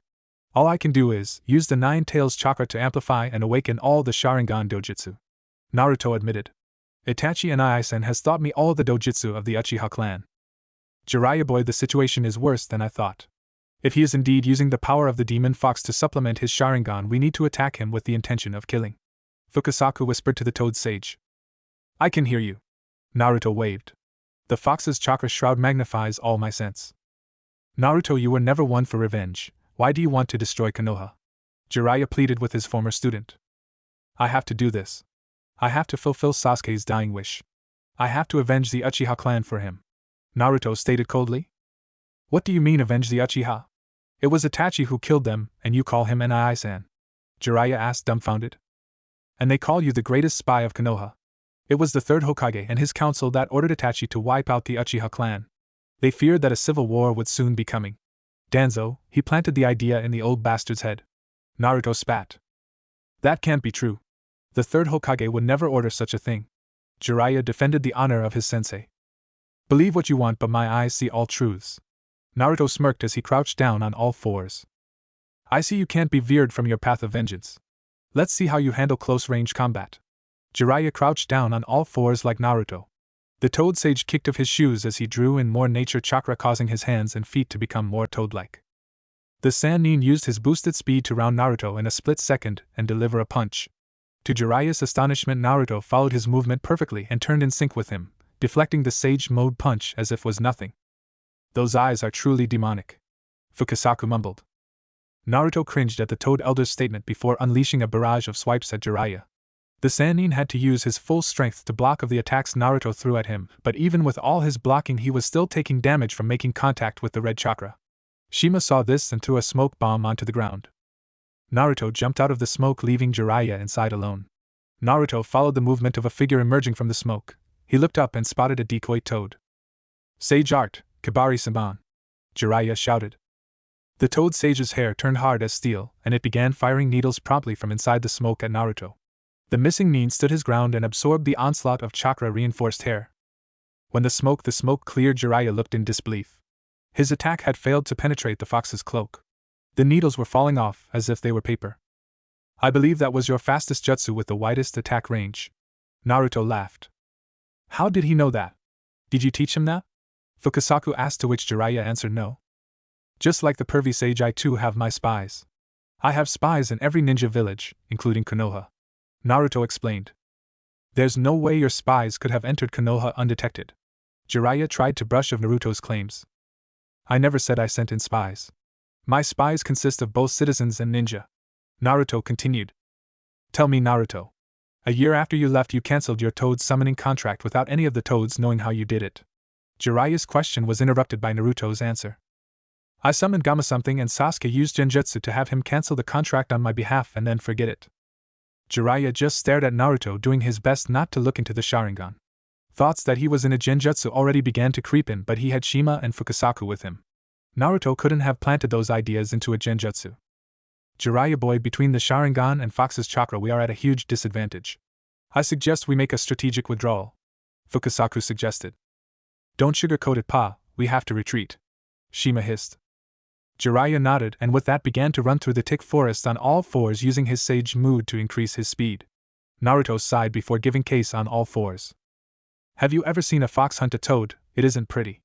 Naruto shouted as he caught up. Naruto allowed Jiraiya to keep his slender lead, toying with the Sannin.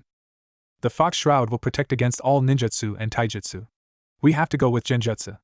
Jiraiya whispered as soft as he could but was still audible. We have the perfect genjutsu. It attacks the auditory senses, and with Naruto's enhanced hearing our duet will be twice as effective. Shima noted. Jiraiya stopped on a treetop, causing Naruto to stop on an opposing treetop to see what his former sensei had in store for. Jiraiya just stood still as the two elder toads inhaled deeply and began croaking loudly. Naruto laughed as he listened to croaking. His laughter died abruptly along with his chakra shroud as he fell from the tree and landed on his back. We did it! Shima shouted as Jiraiya jumped down and landed over Naruto. Now, Jiraiya, you have to deliver the finishing strike. He is truly one with the darkness of the fox. Fukasaku spoke. Jiraiya held out his right hand and formed a spiraling ball of chakra in his palm. The Sannin held the jutsu as he looked down at his former student. I'm sorry, Minato, I failed your son. Jiraiya slammed the Rasengan into Naruto's chest. The swirling force of the jutsu burned into Naruto's flak jacket, causing the material to blend together in a spiral. As he pushed harder, Naruto's body turned to crystal and shattered. Another crystal substitution. He is truly making good use of his Kekkei Genkai. Fukasaku noted. Such high praise from an elder, I should be honored. Naruto said, emerging directly behind Jiraiya, still covered in the fox's shroud. How didn't I sense him? I'm in sage mode and he's covered in that demonic chakra, Jiraiya questioned himself. Naruto grabbed on Jiraiya's right arm and dug his claws into it, causing his chakra to seep into it. Jiraiya tried to free himself, but Naruto's grip was too strong. The Sannin used all his strength in a single kick to the missing nin. The kick wasn't to hurt Naruto, but to give himself enough trust to escape. It worked and Jiraiya flew through the air, landing 200 yards away from Naruto. Jiraiya boy, your right arm! Fukasaku shouted, referring to the fact that the Sannin's right arm was missing from the elbow down as blood flowed out of the empty sleeve. I know. I used that arm to grope his girlfriend. I didn't really think he was serious when he said he would take it. Jiraiya tried to smile. Oh, I was deadly serious. Naruto shouted as he used the red chakra of the 9 tails to burn Jiraiya's arm until it was completely gone. Fukasaku-sama, Shima-sama, please do me one last favor. Return home and then travel to Konoha. Warn Tsunade about Naruto's power and tell her he is coming to destroy them. Also tell her that I love her and I am truly sorry I could not live up to my promise. Jiraiya made his last request as the 2 toad elders argued with him. I'm not going to let you leave! Naruto shouted as his eyes formed back into the Mangekyo Sharingan pattern. Taking this as a cue, both the elder toads disappeared in small clouds of smoke. Damn it. I guess that leaves you and me. Naruto smiled as his Sharingan returned to normal.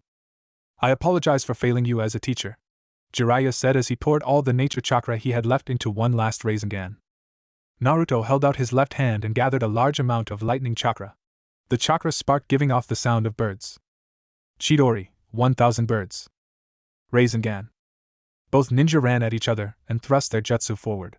The collision caused a massive explosion. As the dust settled from the 2 attacks, Jiraiya was laying face down in large crater. Standing over him was Naruto, who was no longer in fox shroud mode and had a large crystal spear in his hand. The missing nin jabbed his crystal spear downwards at Jiraiya but stopped millimeters away from penetrating his back. The spear and his hand were trembling. Letting out a defeated sigh, the spear shattered into dust. Naruto waved his right hand over Jiraiya. Crystal art. Healing coffin. A coffin made of crystal encased the Sannin's body. Naruto traced his hands over the crystal coffin, creating chakra threads that allowed him to drag it as he walked out of the forest. What if Naruto gets revenge on the council? And thanks for watching my video till the end. if you enjoy this content, then do consider subscribing to my channel, and leave a like if you guys need the next part. Comment down, and thanks for watching the video, and see you guys in the next video.